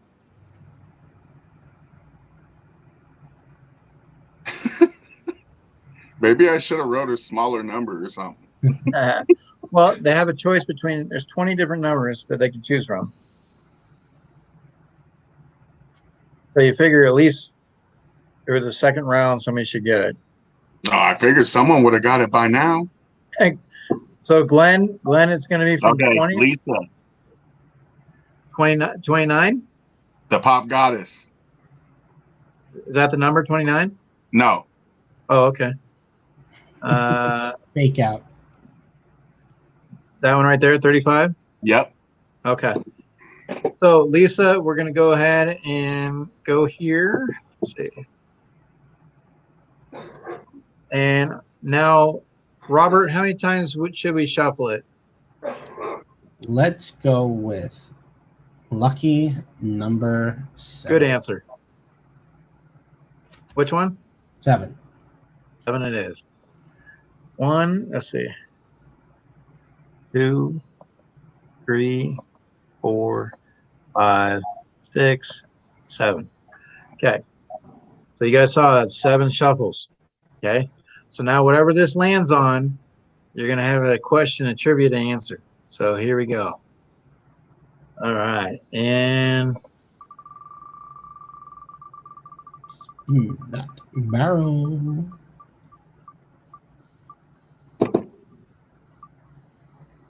Oh, still going to go back in the 70s range, huh? Going back. The omen has spoken. There's an omen in the room. Is this a good omen or a bad omen? Okay, so your question awaits. So, Robert, what question do we have for Lisa? Hey. Lisa. Who directed the Texas Chainsaw Massacre? Which one? The set 19. Well, it's in the 70s, right? The very first one? The original. Yeah. Okay, so I'm gonna give you a 15-second countdown starting now.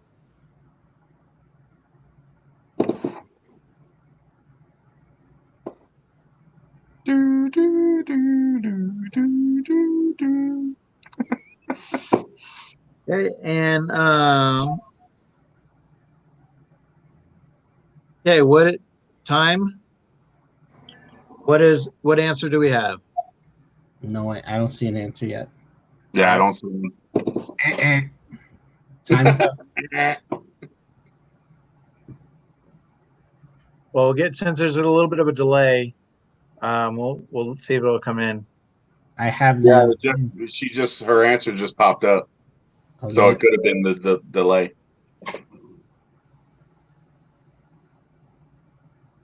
Ness said couldn't ask me that one. So she said, Night Shyamalan. Okay. So yeah, I know Ness. No, but She Ness would have been all over it. stole it from her. Okay. So we're gonna give third. We usually go in threes. We're gonna give someone one more shot. So let's see if the Omen comes up again in the 70s, because we've had back to back. So Robert, do you have anything to write? Anything down? A number? Oh, yes. Anything near you can write a number down?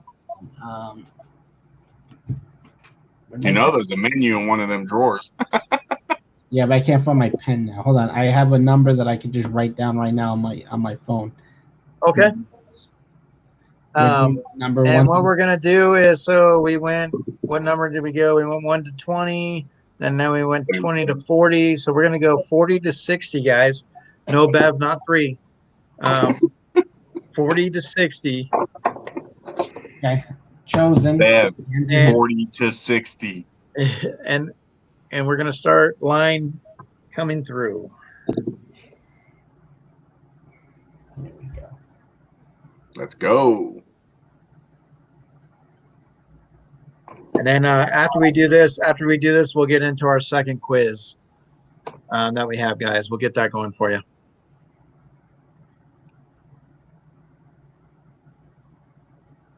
Commence primary ignition.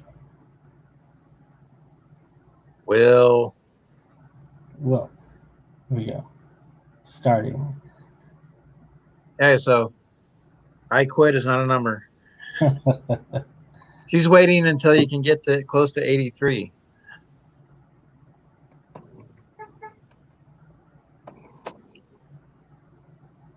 Nothing yet. So Matthew, one number at a time. Matthew's on it with them numbers. I know. He wants to get on that. He wants to figure that wheel question out.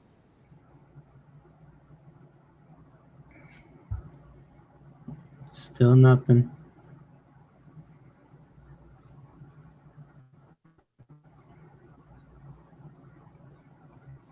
Jeez. Matthew's like, screw it. I'm just gonna go through every single one. We have a winner. And Okay. it is Papa. Yeah, it's Matthew. So what was the number? Is the answer to life and everything. 42. 42. Okay. So there you go, 42. All right. So Matthew, we are going to go here and we are going to shuffle it. So I am going to pick the shuffling. I'm going to, in honor of Bev, we're going to do 83 times. No. So we're going to go ahead and shuffle it for 3 times for Bev. 1, 2, 3. It's going to be the Omen again. I already know it. Oh yeah, and also too. Speaking of No. Bev, No. Well, come on, Omen, where you at? Oh, no. Oh, we're going in. Oh, okay, Matthew, you got a shot here. We got the night. What do we got? The 90s. 90. All right. So the question that we have for Matthew. Matthew, how many Scream films came out in the 90s? Yeah, your clock, 15 seconds starts now.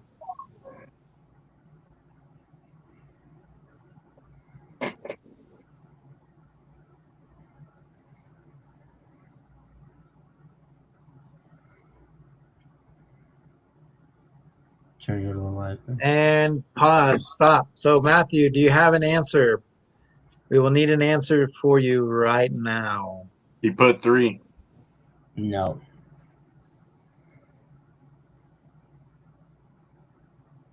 Well, what you said no. So what How many were released in the 90s? The answer is 2. It was 96 Scream and Scream 2 the following year.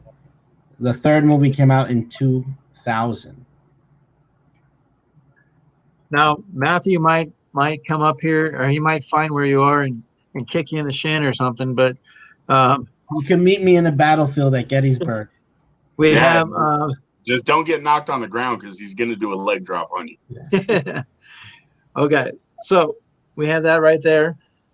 So unfortunately, we stumped the chat. So awesome. It's a round for it must be because a zombie was here.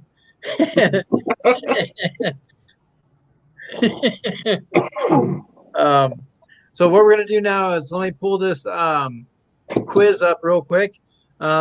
Zombie, if you have anything to provide us, like what's going on with you, what you got going on, please do tell. Actually, like I've been telling everybody, I do have quite a few boxes to open. My job actually has picked up, and of course I have a 3-year-old, so having the time to actually do a video now is starting to be very difficult, but I am going to be getting them out there.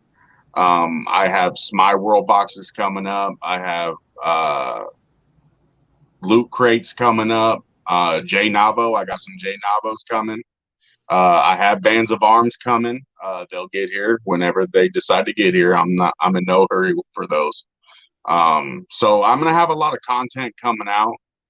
Hopefully I could start incorporating some different things, like Mezco toys, stuff like that. And even though Dallas said, if they did a Mezco mystery box, it probably would be expensive, but I probably would buy it because I would buy a Pop King Paul box. at least once, at least one shot at it, right? They say, hey. I will tell you right now, Eric, Pop King Paul, I have been trying to get him ever since I found out about him. And I was ready to go today to get it. Yeah, it was like sold out in 30 seconds. Oh, wow. Let me put it to you this way. It was sold out before he can post on Instagram that it went live. And that's the thing too, is like I even have, I signed up with my address and everything like that just because they said that's what you got to do. Yeah. I'm right now not looking to buy that type of mystery box right now, but somewhere down the road, it'd be kind of cool just to kind of get one. You know what I mean? I think I would definitely do a fun video with that. If you did receive one, you definitely got to hype it up. You don't get too many opportunities. So, just kind of going from there. Now we're going to give some people a chance to get into the quiz. Robert, let's kind of talk a little bit about, I know we've heard in the past about your channel. Any updates, anything new going on? Yeah, so I'm officially going to start the setup of the room that I got. So I've been kind of moving the setup that I have typically into my normal background around, and I'm putting together the cameras, and my lighting should be coming in next week. But as soon as I have everything ready and set, like in place, I'll announce the first stream, which is again going to be about, as Zombie, why I mentioned it earlier, is it'll be about 90 shows, kind of reflecting on stuff. So I'm not looking again just to do pop figures. It's going to be a lot of stuff like nostalgia. If anything, this quarantine has had me more reflecting on things in my childhood that I'm like, I remember this, and trying to get just talk about that stuff and reflect on shows growing up, like Teenage Mutant Ninja Turtles, the Power Rangers, the old Nickelodeon. So you could end up with a full house. Mhm. That's a lot of growing pains. Yeah, so it's gonna be baby steps. Right now, it's taking longer than I expected, and I keep getting kind of sidetracked because of my new job. But I was hoping to every time I don't want to keep saying next week because then I keep jinxing myself. Well, But, I mean, are you going to feel like you have a silver spoon? What was that? Are you going to feel like you have a silver spoon, or maybe you might invite Punky Brewster over, or I mean, because you got to go through the facts of life, and just kind of bringing in some of those shows. I remember. Yeah, the thing is, if I do it, I want to do it right, and I know I have a good amount of people on Facebook, like a good network of people that I know that'll tune in. They're not necessarily, people in the pop field. I mean, there's probably people that are into them and collect them, but not like to the extent that probably we do here. Certainly, you guys do more than I do, but I know that we'll be able to kind of gain people from that. But it'll be a good sized crowd. I think. But I want to see. My thing is, if I'm going to do something, I'll make sure it's done right, or the best I can. Obviously, there's going to be bumps in the road, but I want the lighting to look good. I want to have also a logo to officially reveal. I have an idea what mine is going to look like. A friend of mine is drawing it for me, so I'll feel it. But it's a funny little logo that matches, obviously. Okay. All right. So, did you guys get it? Did you guys get in on the quiz, Zombie? Yeah, I'm in. Okay. And Robert? Yep. All right. So we'll go ahead. It's 9:34. I'm going to give to 9:35 if that's okay with you, Papa Willie. I'm just going to give one extra minute here. So we'll go through this quiz. And then I just kind of wanted to go over a little bit of nine zombie facts that we might kind of dive into, and just kind of, we don't have to be on here, a whole lot much longer, guys. But I definitely appreciate Zombie coming on, having an opportunity to talk about, things that are going on with you, great, name Zombie Garage. If there was now, one of the things that I've always wanted to do with a haunted house was to kind of incorporate, zombies in some way. But I would love to have people go through the woods like they're on a wagon, and you load them up a little bit at a time. And, because, when you go to haunted houses, you hear people scream up ahead. So you kind of have an idea something's going on. Yeah. So you get a wagon and you have the wagon go through the woods. Well, the wagon obviously is rigged to lose the wheel or break down. And at that point in time, you have like zombies coming from the woods a little bit, closing in. And the guy that's touring, the tourist guy, he leads the crowd through a cemetery. And there's a house up behind the cemetery. And as you're going through the cemetery, you start seeing the hands kind of popping up a little bit. Getting that feel of the zombies coming up.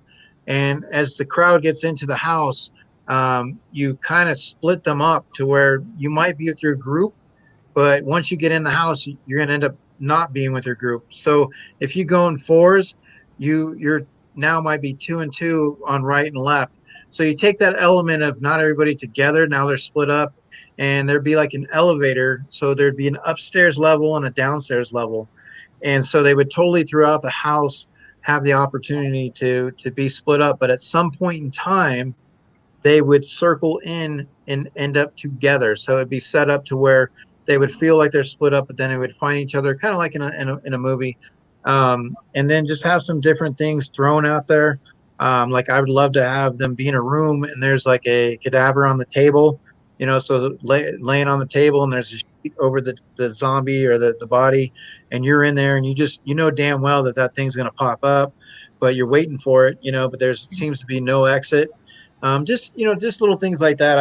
Have you ever thought, you know, when you've gone to some of these haunted houses, like, God, you know, this is cool. Like, I'd like to do this. Like, I mean, you know, growing around horror, I mean, have you had your own versions of haunted houses? Zombie? Oh yeah. You know, dude, any haunted house I went into, I always tried to think about stuff that they could have changed or did better. With what you were talking about, like, it sounds completely awesome. Like, I would probably be in that. I would love to do that. And now that you're talking about it, there actually is a place in Sacramento that I forgot what time of the year. I want to say it's close to Halloween, but they actually do like a paintball run with zombies. It's a zombie apocalypse, and you get geared up and you get a paintball gun and you're getting rushed by zombies and going through different scenarios, and it's completely awesome. Yeah, that sounds a lot of fun. Well, in Sacramento, they had a mall, the K Street Mall, that they decorated and had, you know, levels, and we would go through that sometimes. But like I said, for me, when you're walking in line and you know, like, you have a group of 4 girls, you know, or even 4 boys that are screaming up ahead, like, you have an anticipation of something's going to happen.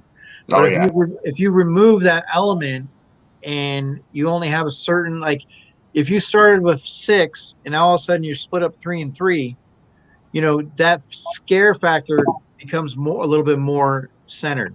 Okay. So let me go ahead now. We'll touch a little bit more on that in a second. Let me get to this trivia here. So I'm going to go ahead and run it, guys. So here we go. And 5, 4, 3, 2, luck.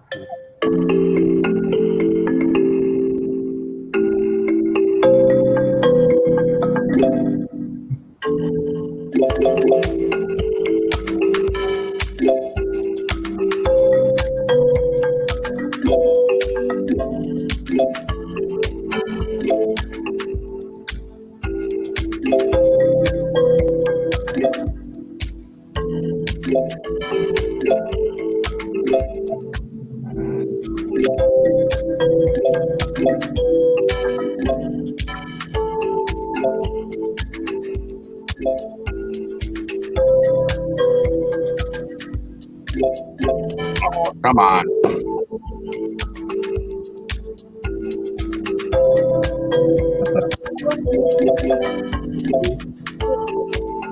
Oh, too late then.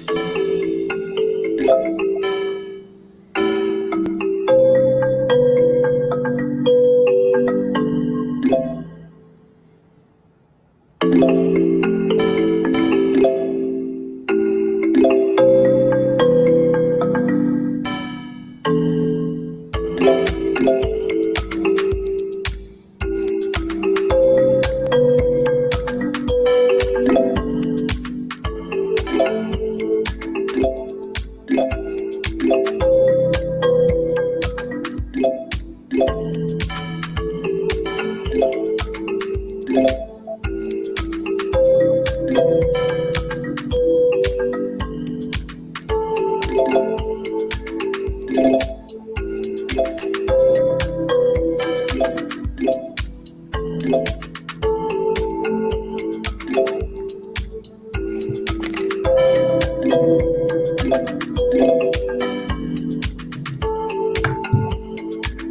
quiz is this? I didn't know.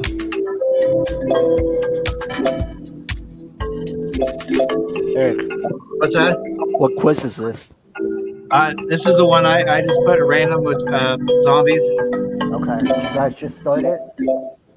Yeah, can you get in there and then do it? I'll come in now, so... Yeah, come in now. I mean, because you can still finish, right? I mean, Yeah. I've seen people do that.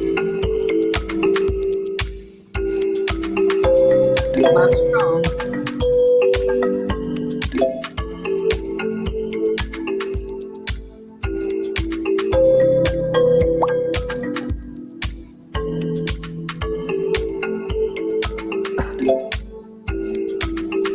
Now, zombie, do you think, like I said, that if zombies were real, just shooting them in the brain, like killing them in the brain, like that's going to be the way to kill them? Or do you think, why can't you kill a zombie in the heart? Like if you were to shoot them in the heart, why do they not stop, dead? Why does it have to be the brain? What do you think, your thoughts, your opinion, like what that's about? I think it all comes down to the brain reanimating what's making them see and be the way they are, the zombie that they are. So I mean, for them to die getting shot in the heart don't really make sense. Yeah, I mean, the whole brain thing always makes sense. Well, and you had the vampires too. You drive the stake through the heart. The vampires. Guys, mute the music. I can hear you. Well, that was also weird too. The whole vampire thing. You're dead, and you're. What's up, Robert? I was gonna say mute the music because it's overpowering you. Okay, let me go to that real quick.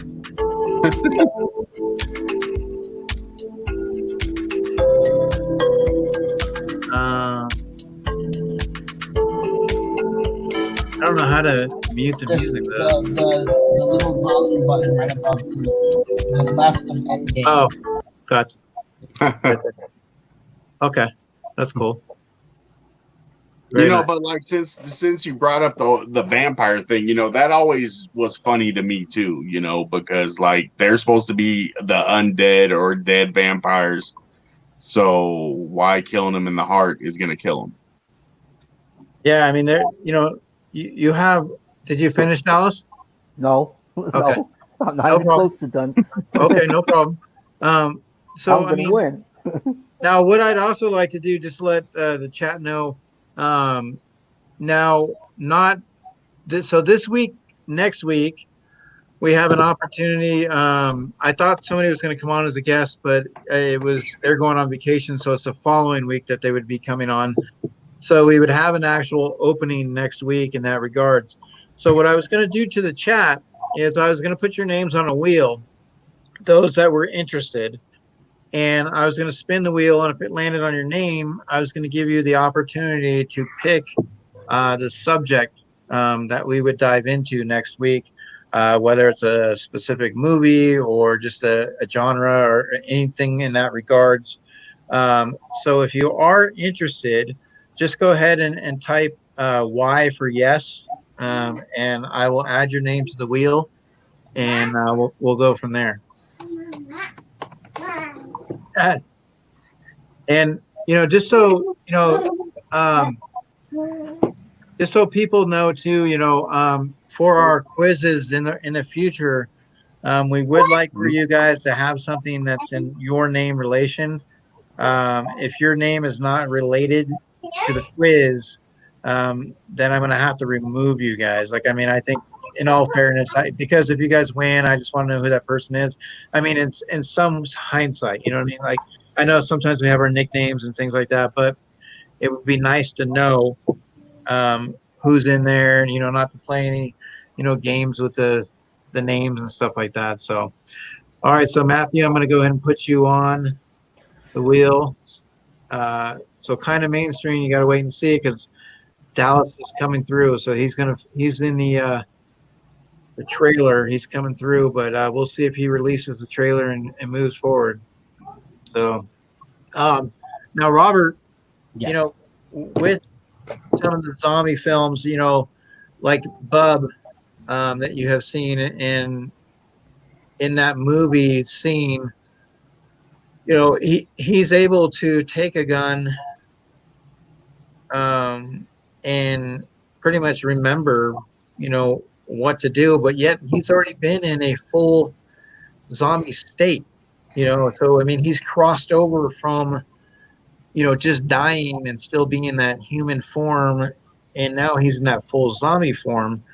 And you know, so I mean, would that be a good movie to see where you have these zombies that are actually intelligent, you know, because let's say the brains they eat have a tendency to make them smarter.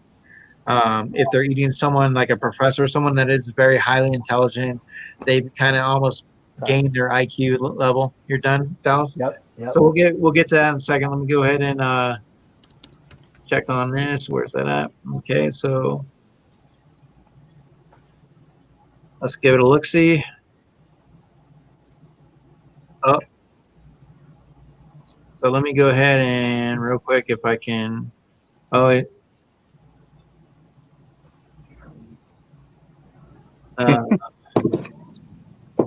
So we had Rex, Bobosaurus, Dana's X Squeeze, and Take My Strong Hand, and then Ness and Zombie Goddess. Okay, so let's go ahead and review the questions a little bit.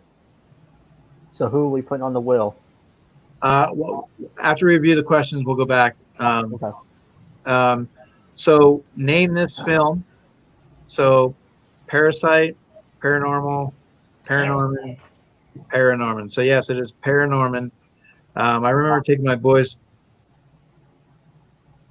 to the theaters for that one. That landed flip. Who is this character here? No, not Rick Grimes. Not Reggie Grimes. Not Rick Walsh. Yes, Rick Grimes. Rick Grimes. What scene is this movie from? Dead by Daylight, Day of the Dead, Dead Rising, The Dead Walk. Yes. I had to guess on that one because my picture was not loading. Oh, well, but now you see it. So what character is this here? Obviously, you don't see the zombies. So Daryl Ward, Merle Dixon, Shane Walsh, or Daryl Dixon. So it was Daryl Dixon. This scene is from what movie? Night of the Comet, Night of the Living Dead, Dead Shall Walk, Dead Zombies Must Die. Yes, Night of the Living Dead. What movie is this? Zombieland Double Tap. Well, technically, I mean, it could be. Double Tap. No, that's the first one. The younger girl looks too old for that to be the first one. Well, we used it as Zombieland and technically. Yeah, okay, you're right. It is Double Tap technically. But in Double Tap, they had the two. I would have the two there, but I thought people would have picked Zombie Meets World. I laughed at that.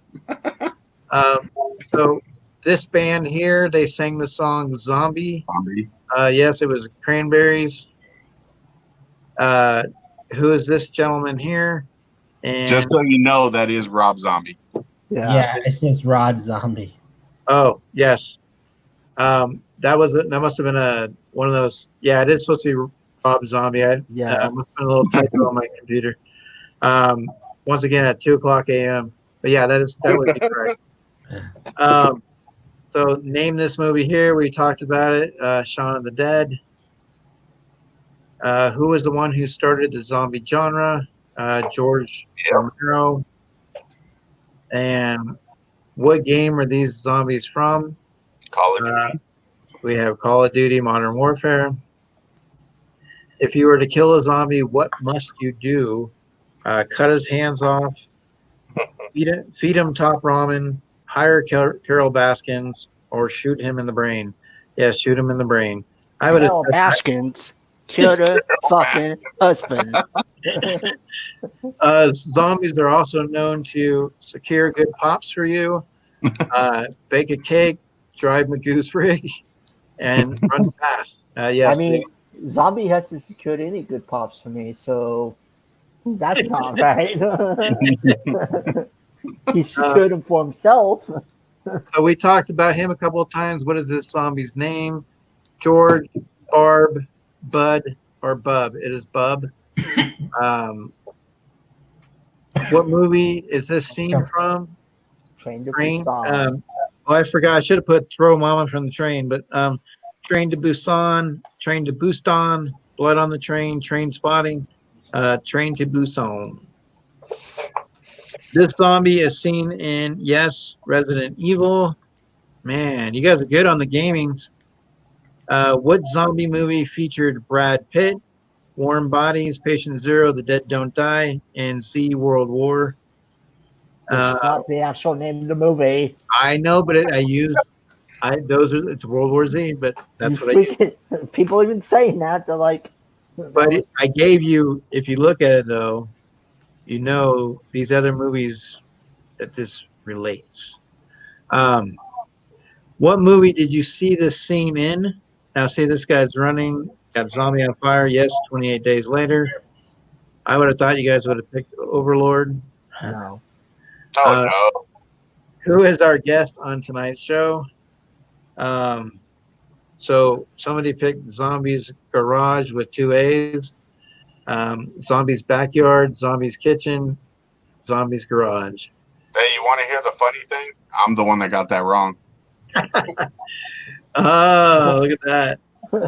You spelled your own name wrong? I clicked on it, and it said wrong, and I'm like, what? And then that's what I saw.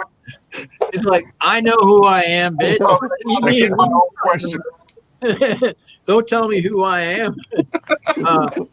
Which actor is this a chase of? Bill Murray,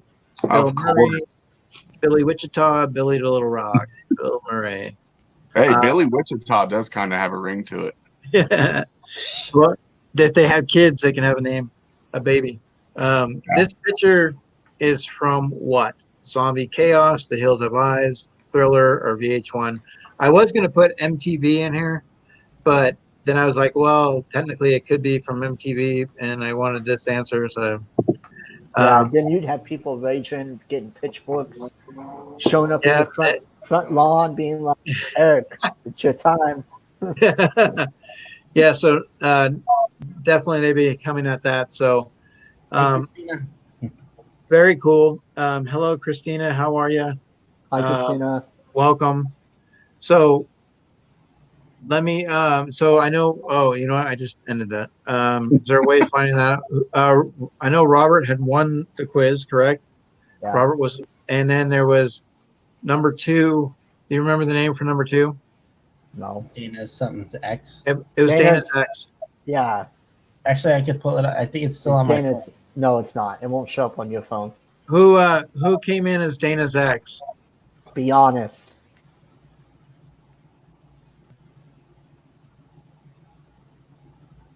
Dana's X squeeze. That's what Dana's X.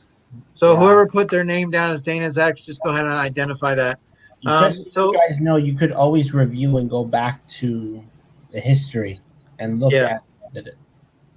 Are you able to pull that up? Dana's X squeeze. Okay, so Dana's X squeeze. Divine Pops was I take my strong hand. So Ness, you're Dana's X squeeze?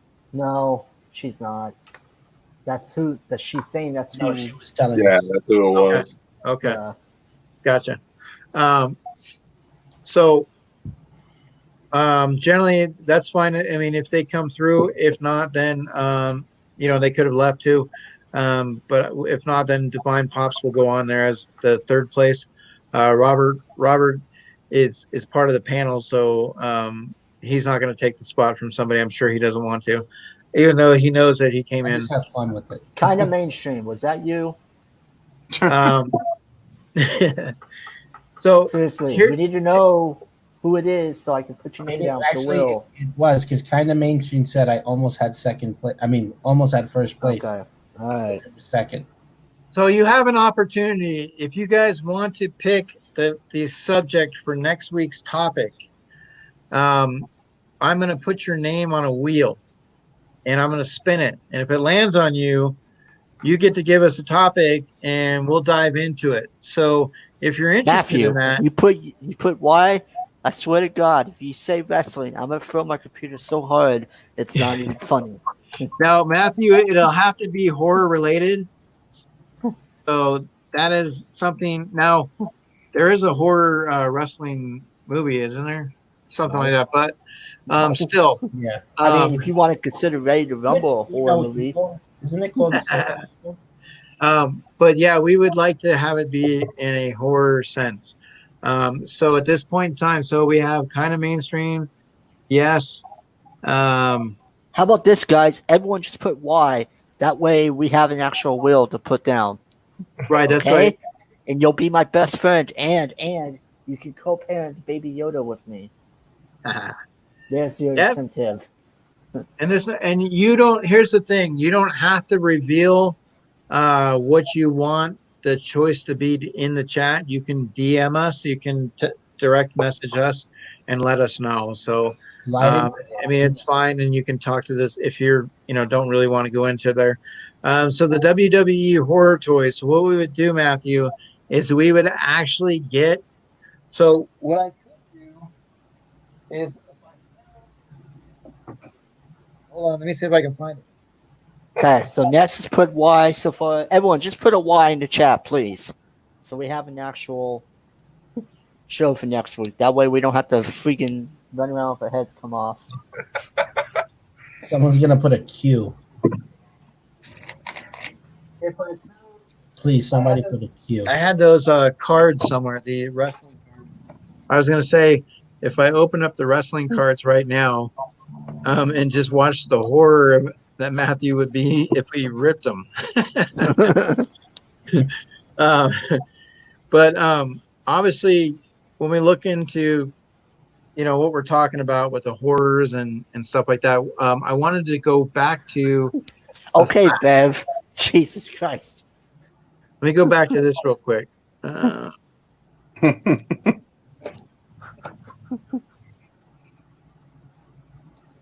I told everyone to put Y, and Bev says Y.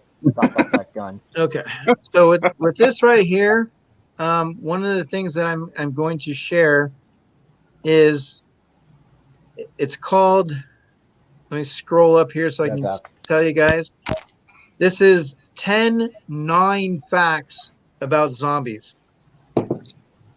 Now, it is a video. It appears. I wonder if we could play it. What do you think?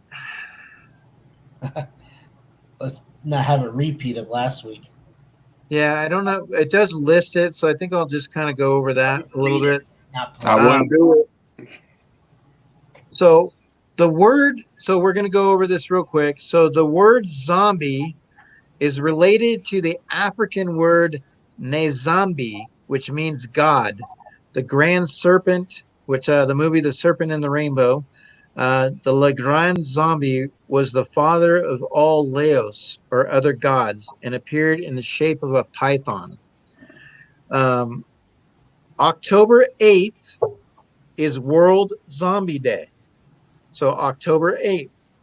I'm not sure exactly why that may be, but that is what is written down as October 8th is World Zombie Day. There are basically two theories on the origin of zombies. One, a cursed person dies and returns as a zombie. And this one. And two, a person contracts a virus or exposed to radiation. That sounds very, very. Now very... the movies have always touched on the virus and the radiation in that sense, but not necessarily a cursed person. But if you really think about it, once someone's bit from a zombie and then they die and return, they have kind of shared or been carried on a curse. So if you look at it from that aspect.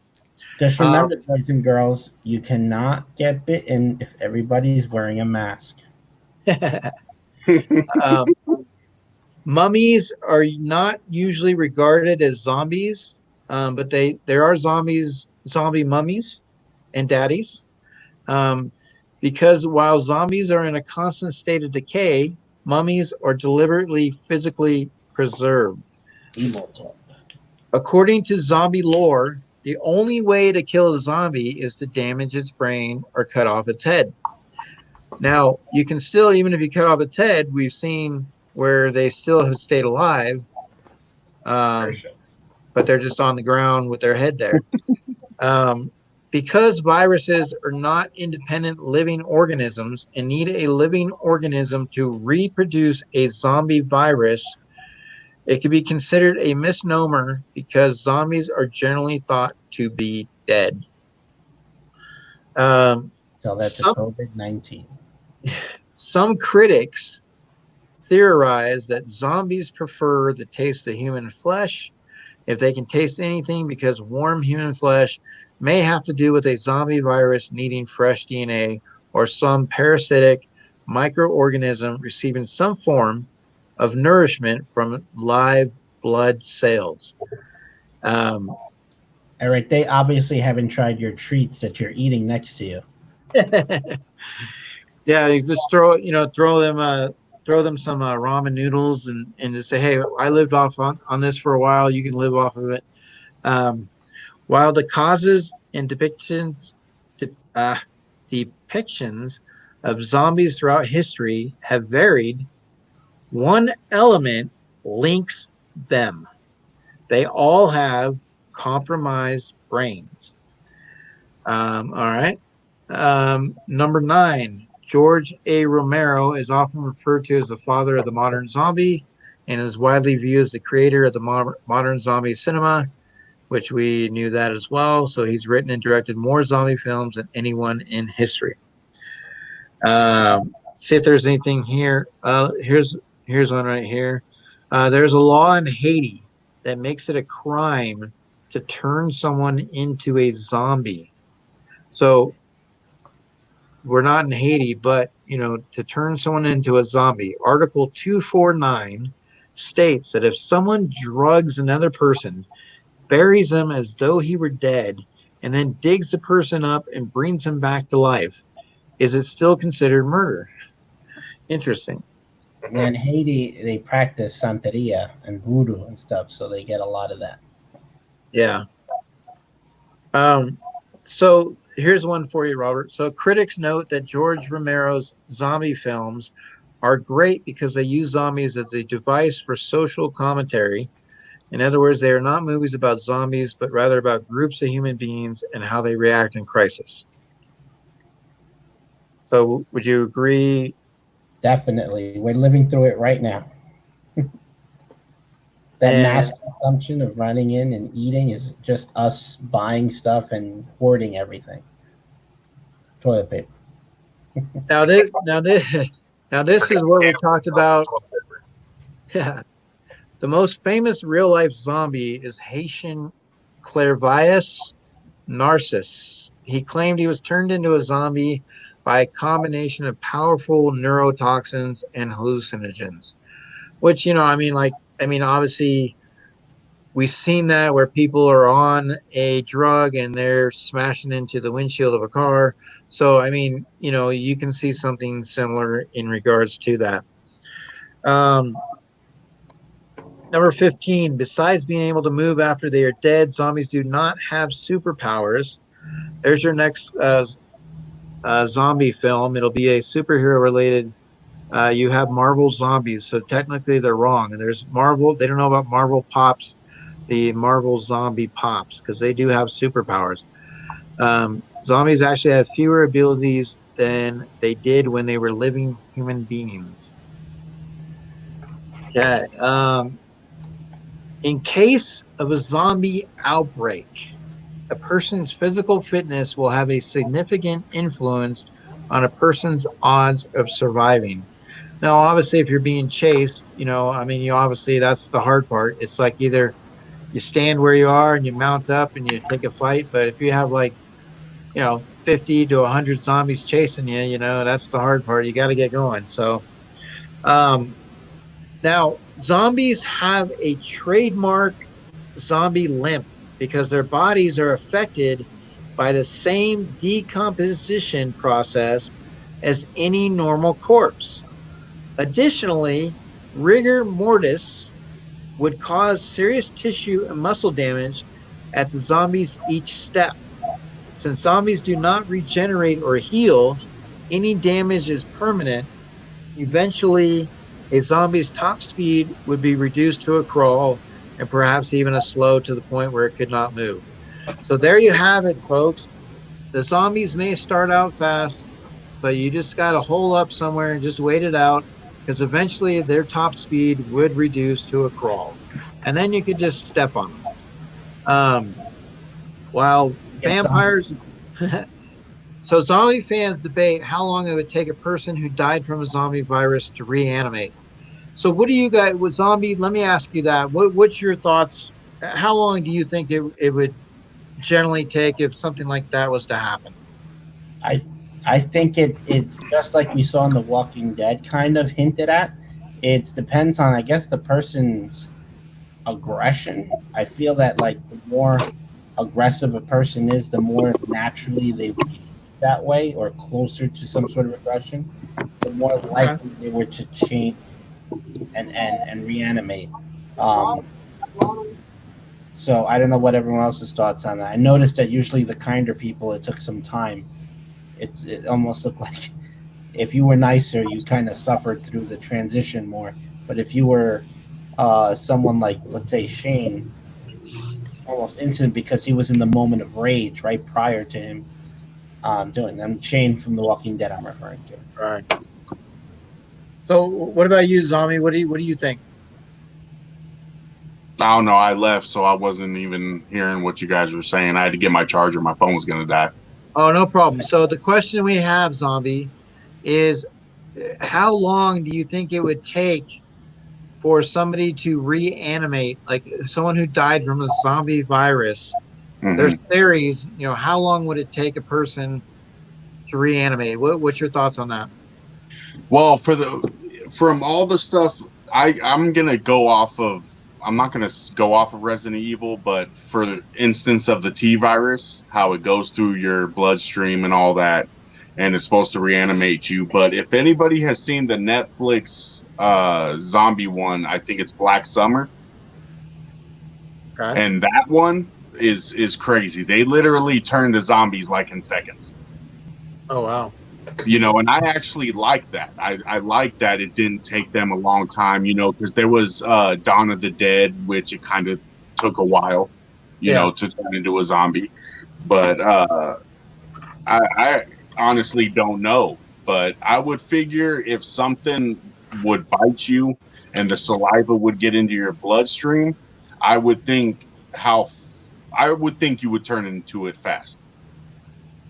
I think it also depends on your blood. Like when you're like nervous and scared and your heart starts pumping, you're pumping more blood and therefore spreading the virus faster throughout your right. So hey, Zombie, we got a couple of questions for you. Being that you are our guest, we'd like to answer those. So K&L at Zombie's Garage, have you seen Warm Bodies? Yes, I have seen it. And did you like that movie or? For the concept that it was about. It was a good movie. It wasn't meant to be like, it was supposed to be funny and show that zombies love too. And, they can have a girlfriend being a zombie. So there could be love. There could be love for zombies. Yes. The aspect of the movie I loved. So from 83 Pop Talk, Bev, hey Zombie, do you feel personally victimized by all the zombie killing talk? No. No. And I did read that question. Yeah, she gave me that nickname, Zombie Poop. Zombie Poop? Yeah. But no, I don't feel victimized whatsoever because if there was zombies out there, I'd probably be killing them left and right. So you wouldn't say, okay, guys, I'm your leader. I'm zombie. You guys I'm going to get you guys all together. We're going to get to the promised land, So Be like, don't kill me because I'm just put me on a like C-3PO, put me on the chair and cart me around, like the Ewoks did. Yeah. So in this one here, Robert, so we have some scientists claim that a zombie apocalypse is not necessarily an impossibility because humans are susceptible to neurotoxins, brain parasites, real rage virus such as mad cow disease, neurogenesis, and nanobots, which can operate in a host even after the host has died. So in a nutshell, yeah, we could, have that. And so, I mean, and I guess that's where some people look at it like, it's obviously not going to be people digging out of the ground, walking around saying brains. They're going to be more like running like they are a race car and they're coming at you. The Frankenstein monster.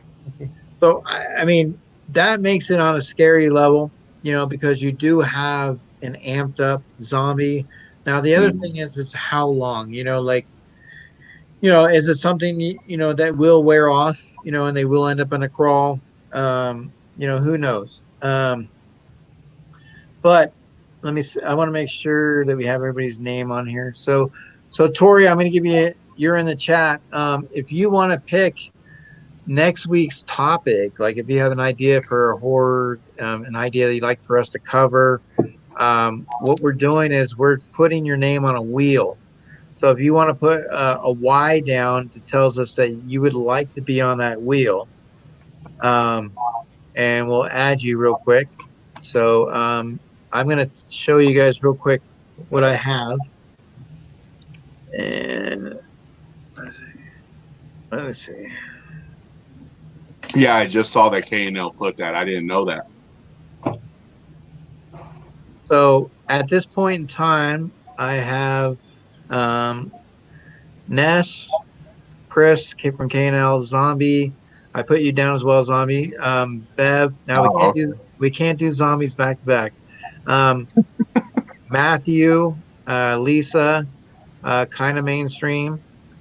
And so anybody else that you see popped up that you said Dallas to throw in there? Did you get Toy on Unuseful Unboxing? Okay, so we'll put Tori in there. Yeah, he's in there. Okay. All right. Then you got Will. Yeah, Will. Lisa. Yeah, Will. Okay, so I do have Lisa down there.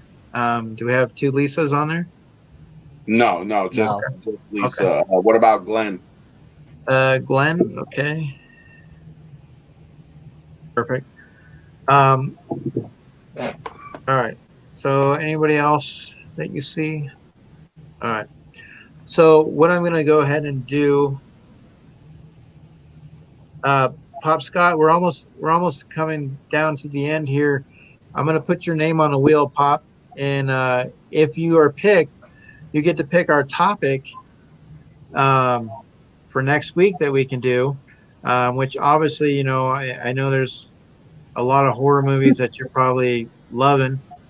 Let's see here. So Pop Scott, of course, Pop Scott might be afraid of horror movies. I don't know. Let's see. Scott's not afraid of horror movies. Yeah. Well, I mean the Chicago Cubs. That's a horror movie right there. Oh, Dallas, he's gonna come for you now. Mm-hmm. Christina. Now I know I'm gonna put your name down too. Now here's the thing, guys. If you do win, you don't have to pick something today. You don't. You can DM, myself or Dallas, and from there, just let us know, and if you want to give us a couple options or whatever the case may be, and we'll just kind of go from there. So I'm going to go ahead and go to the wheel. Now I'm going to shuffle it. So Dallas, how many times would you say we're going to shuffle it? 13. All right. And Robert, how many times would you say we shuffle it? 5. All right. And since Zombie, you're our guest tonight, we're going to let you pick. How many times should we shuffle it? Let's go with 13. All right, so that's a good one right there. We got 13. So here we go. 1, 2, 3, 4, 5, 6, 7, 8, 9, 10, 11, 12, 13. 13. Now, Tori, can you give us a Yankee with the number 13? Matthew, no, they don't. So here we go. So let me see. Will thinks he's got 287, huh? All right. So here we go. We are going to spin this. Now, it's going, just so we are clear, guys, it is going to be the first person. It's not going to be the last person off. It'll be the first person. Otherwise, we will turn into zombies if we have to wait that out. Here we go. Then you're going to have to come to my garage. Yeah, I mean, there's not that many on there, so it wouldn't be that bad if we did last man off. It's not like there's like 100 names on there. Okay, so let's say, chat, what do you guys want? Last name, first name. So out of the first 3 that pops up, if we get 2 the same, we're going to go with it. So let me know, chat. Do we want to do last name off the wheel or first name? And go. You know, Matthew's going to put last because, he's the Waffle King. We got seventh one off. First, last. Okay, so first, Scott first. Last. Okay, so all right, last. so wait, hold on. So Scott said first. Okay. Scott said first. Papa Willie said last. Glenn Smith said it first. So we're gonna go with first. Because it's the first 2 out of the 3 that showed up the same. Okay? Is that agreement? Are we good, Dallas? Or do you want what do you want to do? No, we're good. That's fine. Okay. I want to make sure that everybody's good with it. Okay. So here we go. Spin that wonderful barrel. And as soon as it lands on the name, I'll close it out real quick. Oh. It looks like it's going to be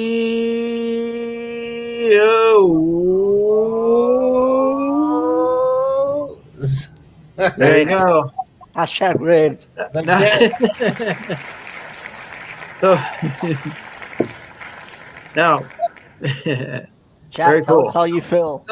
So zombie, you do have that option of choosing.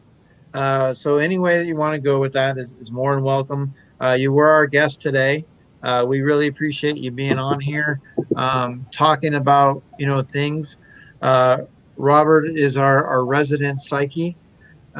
He dives into the horror, the mind of things, and it's always coming through in a pinch. Which way should I do it? Oh, I can't do it. There you go. Right there. So, and obviously, Dallas is always working hard on coming through the last minute with those quizzes. Dallas is also doing some moving, going through some stuff. So I appreciate Dallas coming through. Hey, what's up, Quick? But that's kind of where we're at is, just wanted to say, hey, appreciate you being here, Zombie. Just wanted to, plug anything else that you got going on, anything you want to talk about. If you guys have not subbed to Zombie, Dallas, or myself, please do, if you can, check us out. Same thing, anybody in the chat, that has YouTube, great channels. Everybody's doing some great content, some good things, and that's what we are. We're a community, we're a family, so help everybody out, show some support, some love. As Christina Payne always says, spread the love. And of course, Will, would love to spread his Boston Red Sox love and give everybody jerseys from Boston Red Sox. Not sure if Pop Scott would have one to fit him. But that's kind of what you want to do. So, you got anything, Zombie, that you'd like to kind of say? Yeah, everybody come check out my channel. I got some great content on there. I got some more great content coming, and I will get you a Pop King Paul box on my content one day. That will be on there. But yeah, come check it out. It's awesome. I do a lot of good unboxings. I pull some good stuff. I'm a little lucky in that category, thank God. Well, knock on wood. I don't want to lose that. But the most recent boxes I have coming, which is Jay Navo. Go check him out. He's awesome. James is cool. Also, too, I have mystery boxes coming from Wayne and Bev at 83 Pop Top. They still have mystery boxes left, so you guys can go scoop those up because they're awesome. They're $55, 50 guaranteed. And on OJ's Live, he posted on there, or talked on there. I won't say posted. I don't know why I'm saying that. So now Pop Scott has informed us, and make sure you might want to elaborate on this, but Pop Scott has informed us.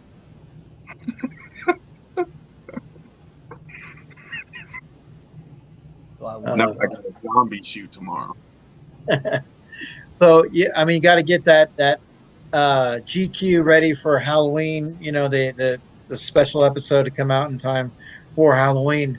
But once again, just so we do touch bases, I know we talked zombies tonight, but there was a Halloween trailer that they showed a little bit of. They did say they are not going to do Halloween until next year, which really sucks. But the Halloween trailer did come out, just a little glimpse, and I thought it was pretty cool, pretty awesome, just to get a touch of that. So it might be something you want to check out. Robert, once again, we appreciate you being here, being on, providing your knowledge, bringing the horror hammer. I know that you would receive a pretty good challenge from Ness, but definitely appreciate it. And anything that you want to just kind of let us know that you might not have touched on, anything that you got? I just think, it's interesting. A lot of the topics we've been talking on recently have all tied into, our whole sense of fear. And with everything going on in the world today, just remember how close we are to this very topic right now. Not zombies in the sense of us knowing, but in the movies, but interesting to see what it's doing. So it's just a question did come in from the chat, and I do like to honor the questions. No, there is no breakfast because of COVID. However, there is a discount at Perkins that we're going to go to next door. It's literally within, not even it's just a couple of feet away, right next to the Perkins. Yep. That we're going to go to in the morning. That was always one of the best things when you go to a hotel and they got the breakfast bar. Yeah, they get everything all set up, and you get down there early. So you make sure you get all the good waffles and the eggs and everything. I always hated to see. I'd go downstairs and you'd see that family on vacation that has like 20 people and they're already in the lobby, and you're like, oh my God, and you got to wait in line. And the time you get there, there's nothing left. So here's another question. This is for Dallas. Dallas, have you watched the? Ju-On? I have not. I canceled my Netflix subscription. What? I don't agree with what they're doing right now by canceling certain shows. I don't know if you guys heard, they just canceled 25 Netflix shows already. Good night, Chris. We appreciate you being here, bud. So, yeah, it's okay because, sometimes, you have enough horror just right here on Friday nights. Dallas, so what's going on with you? Anything you'd like to share that you got going on? I'll have a video out next week at some point whenever I get the box in. So that'll be cool. And check out Dallas's intro. He's got a really cool intro for his video. Somebody made it for him. I'm not sure who, but yeah, somebody made it for him. That'll be at some point. It's next week or so. Very cool. And for myself, on Sunday we do. Now listen up, Scott. On Sundays we do a sports pop talk show. And so we dive into sports, we dive into collectibles, memorabilia. With Pop Scott, we'll be popping, Tori, Unusual Unboxing, Fox Crown, Funkalos, Mr. TechBot. And so we have celebrity golf going on here in town. Now, I have not had an opportunity to, tonight I was going to go to the hotel and stuff if I had not been here. But tomorrow and Sunday will be the 2 days I'm going to try to come up with some interactions with some celebrities. We actually got one celebrity last night that we were able to come across with, and that was Charles Barkley. So the boys were able to talk with him. However, my boys gave me a hard time because Dad made the mistake. I tried to get him to do a shout out for the channel and for sports related, right? And what I should have said was, hey, we got a YouTube channel, the boys are working on, because you shouted out. But because I said sports, he's like, I don't know. Because of sports, I don't know anything about it. I don't know enough. I can't do it, So I was like, So I have to learn how to reword how I ask some of these guys to do something. But, like I said, I'm sure if I would have said, hey, can you shout out the Chicago Cubs? Security would have been on me like that, but or the Yankees. I mean, he definitely, but no, it was still fun to do that. So, so kind of mainstream. Who is sports? Two boys and their pops. We have a channel that we do on Sundays. It's at 1 o'clock Eastern time, 10 o'clock Pacific. So on my channel. So definitely, like I said, we do trivia. We do a pick six Hollywood Squares type game. So it's a lot of fun. Once we get back into sports, it'd be really cool. Now, you did mention one thing I did want to ask you before we go, zombie paintball. Now, that sounded like a lot of fun. Is that something? Can you elaborate on that a little bit more?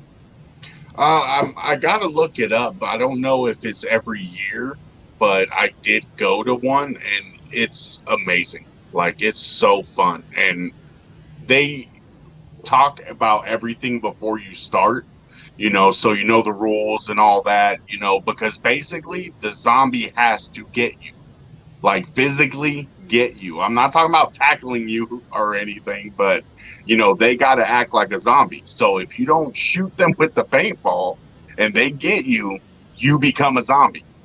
Nice. So therefore now you start chasing other paintball people, and it was so much fun, dude. It was worth it. Nice. I think it was like, if I remember correctly, I think it was $65 a person. Oh, wow. But it was full worth it.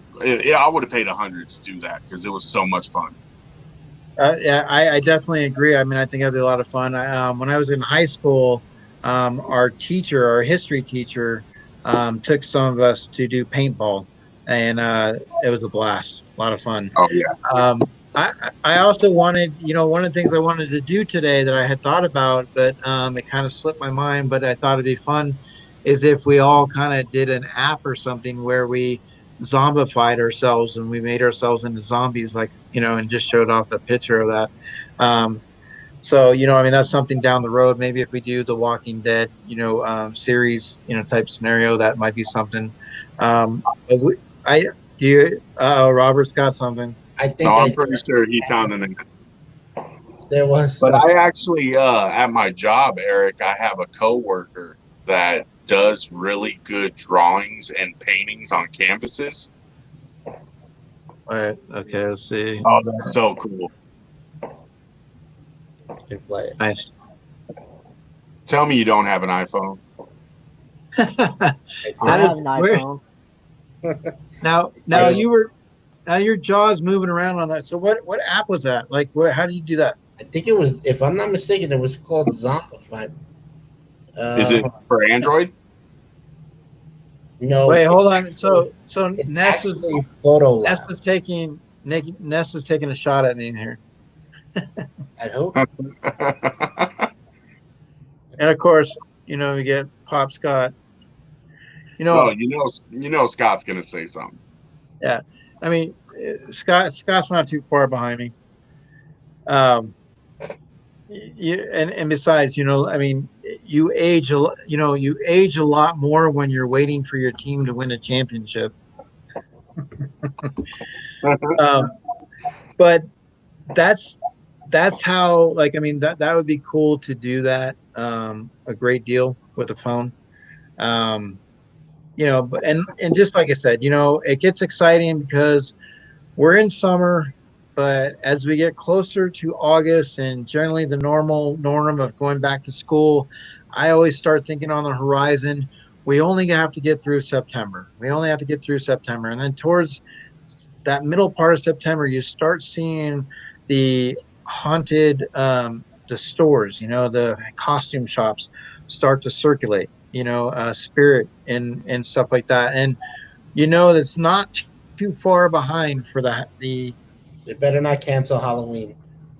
Oh, I'll be so mad. well, if that's the case, then you have to you have to cancel a lot of stuff, right? I mean, you can't. How are you going to take pictures with Santa Claus? I mean, there's a lot of things that it affects heading in that back end, and I think it's going to determine what the flu season is going to bring and how things are going to continue through. I don't know. I mean, it's hard, but at the same time, I have to be hopeful that we will not allow certain things to be taken from us, and be able to celebrate what we've always been able to do. So Ness says that she's old.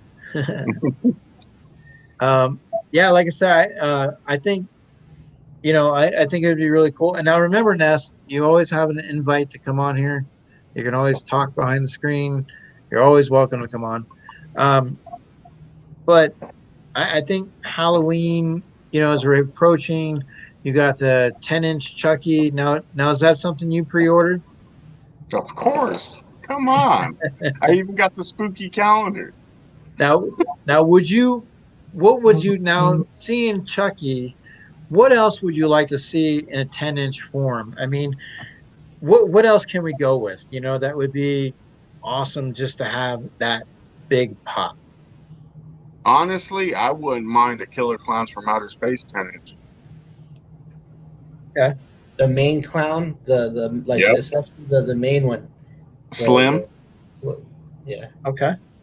Yeah, Slim, I think would be cool as a 10-inch. Did they call it Clownzilla or something like that? The big one at the end of the movie. Oh, you talking about the huge one? Yeah. Like where he's really big and he's wearing like yellow or something like that. I forgot his name. I actually forgot about him. Puppet Master. Oh, Puppet Master, good one, Ness. What about Billy? Puppet Master? Puppet. They Billy need to make Puppet Master pops.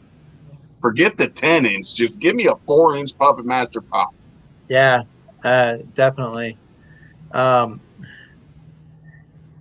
see. Pop Sky is canceled because people won't wear a mask.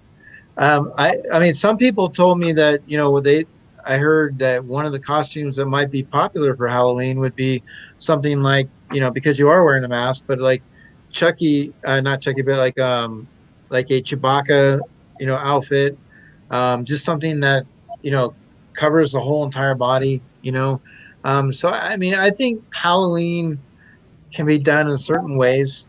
But also too, Eric, I don't know if it happened with you, which I'm pretty sure it has when you were younger. Remember when people didn't want you to come to their door? They would just leave their bowl of candy on the porch. Oh yeah. Which of course kids would come and take the whole candy and the whole bowl of candy. But I mean, that's an option. So you have Unuseful Unboxing. Wants a 10-inch Vampirella. I don't know if she would look cool 10-inch. Have they made a Saw puppet, but like 10-inch on his tricycle? A Saw? No. That would be good. Man, really? they got actual Saw toys like that I've been eyeballing. So let's. Oh, hey, hold on.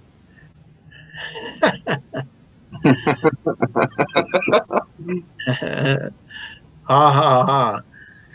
But yeah, so like I said, I don't want to keep it, entirely going. Like I said, we've been here for 3 hours, and it's awesome. Let me kind of mainstream real quick. Let's see what he has to say real quick. 10-inch Billy from Saw, since that's so many fakes in its normal size pop.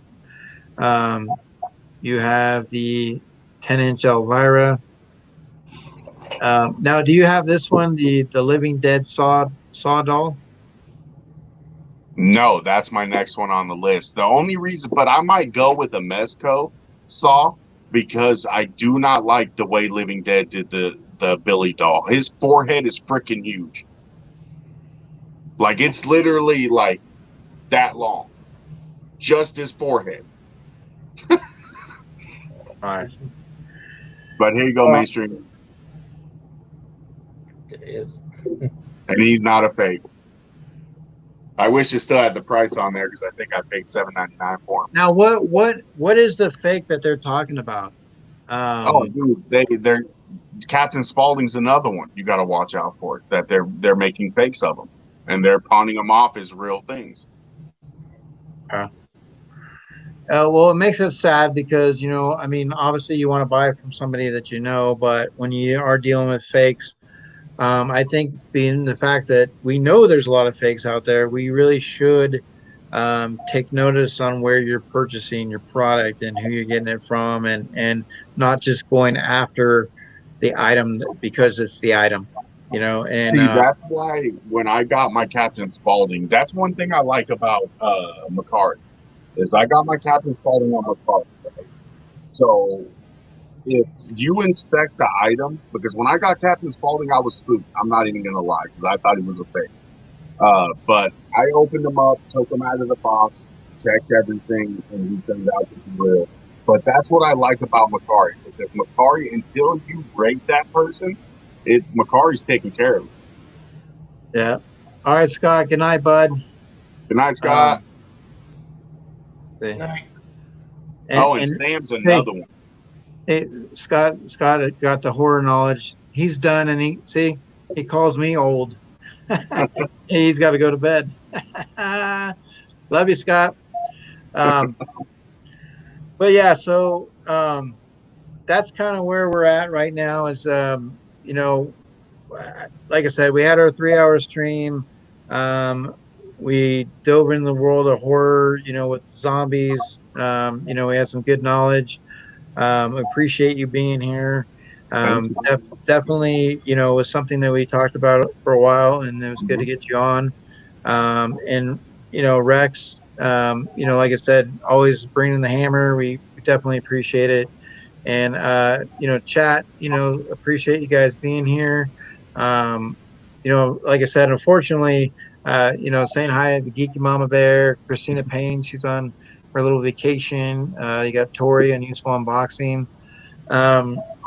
We, as much as I'd like to stay on and keep talking, it just gets to a point where you're like, okay, let's keep it fresh for the next week. So it'll be interesting to see. Now, Zombie won the ability to pick next week's topic. And like I said, he can let us know, and we'll kind of work on that. And I guarantee it won't be zombies back to back, unfortunately, but I'm sure he has a lot to cover. And you're always in the rotation to be able to come on. Horror is 365, so there's always something to talk about. Always, a movie, a series, an episode, a genre to talk about. So, and all you people out there, if you still have 9 minutes watching horror movies, stop it, because I literally watch a horror movie to go to bed every night. And that's the thing. So when you watch a scary movie, let me ask you to end this. Both of you guys can answer if you the psyche behind it. I know many times you've watched something that has kind of freaked you out. Then you go to bed, and let's say, for example, you watch the movie Arachnophobia. Okay, and then you go to bed, and you're laying in bed getting ready to kind of settle in, and you look at the wall and you kind of see, like, you have to look that double take. You're like, what the hell? Like I've seen like a thumbtack or something that looks like the shape of a spider. Mm-hmm. So you're like sitting there throwing something at it to see if it falls off. Mm-hmm. And so, or you have to jump on the lights and be like, okay, like it's toying with my emotions. Like, I'm really freaking out here. Or maybe you turn out the lights, you go start walking upstairs. A few minutes later, you hear noises and you're like, what the hell? Like, what's going on? Like, so just from both of your guys' sense to kind of end it, any stories, anything that stands out, anything you want to elaborate on that? Go ahead, Ron. So I definitely I remember just even as a little kid watching it and being scared of when I was showering, being scared of being too close to that shower drain, just taking a shower almost against the wall and just trying to shower. So it's all the psyche, what you project because it's all fresh in your head, and any little thing starts to move. Dead zone. So dead zone only. So yeah. It's just psychologically, you're gonna get that. It's fresh in your head. You turn off the lights. You're gonna see. You're gonna pretend what you don't understand and don't see. You're gonna try to make sense of it with whatever's running through your head, especially a movie. Like, because now you're looking for it. You watch Paranormal Activity or you watch some sort of ghost thing. Now you're more alert and in tune to hearing noises that are usually just the ambient noises. But now you're like, wait, what was that? It's like you hear that noise every day. It's just you don't notice it. Especially. And here's the sad part about that is that has happened to me so many times watching horror movies that it doesn't bother me now, and I actually expect it, and it still happens to this day. Especially boilers when they turn on. If you ever the boilers. Oh God, that sound. No. Just remember that scene in Home I'm good with the boiler. Yeah. Nice. That till this day will still creep me out if someone has me go into a boiler room. Yeah. Yeah. Or if you're going to your basement, if you have a boiler room in the basement, and then just leaving and shutting the door and coming up those stairs, that rush, that extra. Yep. Even if you have an old furnace down there, just the sound of a furnace. Yeah. Yeah. All right. Well, like I said, I appreciate it, guys. I'm not going to keep you too much. It sounds like the little one did fall asleep. I appreciate you sharing. We definitely want to see the plans for your garage, like what's going to go on with the details. And Robert, I know that you're away right now as far as on the road. And that's sometimes can be spooky in itself as you lay in bed in a room, not knowing what wanders the hallways. Well, actually, tomorrow we're going to be in Gettysburg's battlefield all night, so I'm looking to take pictures at night to see if I catch any orbs or anything. Oh, take a lot of pictures. You might actually see something. Yeah. So we'll look forward to that for next week then. So. Yeah. All right. Awesome. Well, we chat. We really appreciate you guys being here, spending some time. Whether you were here from the beginning, whether you came in the middle, or whether you came in the end, you're here, and that's always the most important because we are family, and we appreciate it. So we will do this again next week. So until then, be safe, have fun, and support all the channels. Support everybody, Love guys. all you guys are awesome. And till the next time we do this again, have a good one.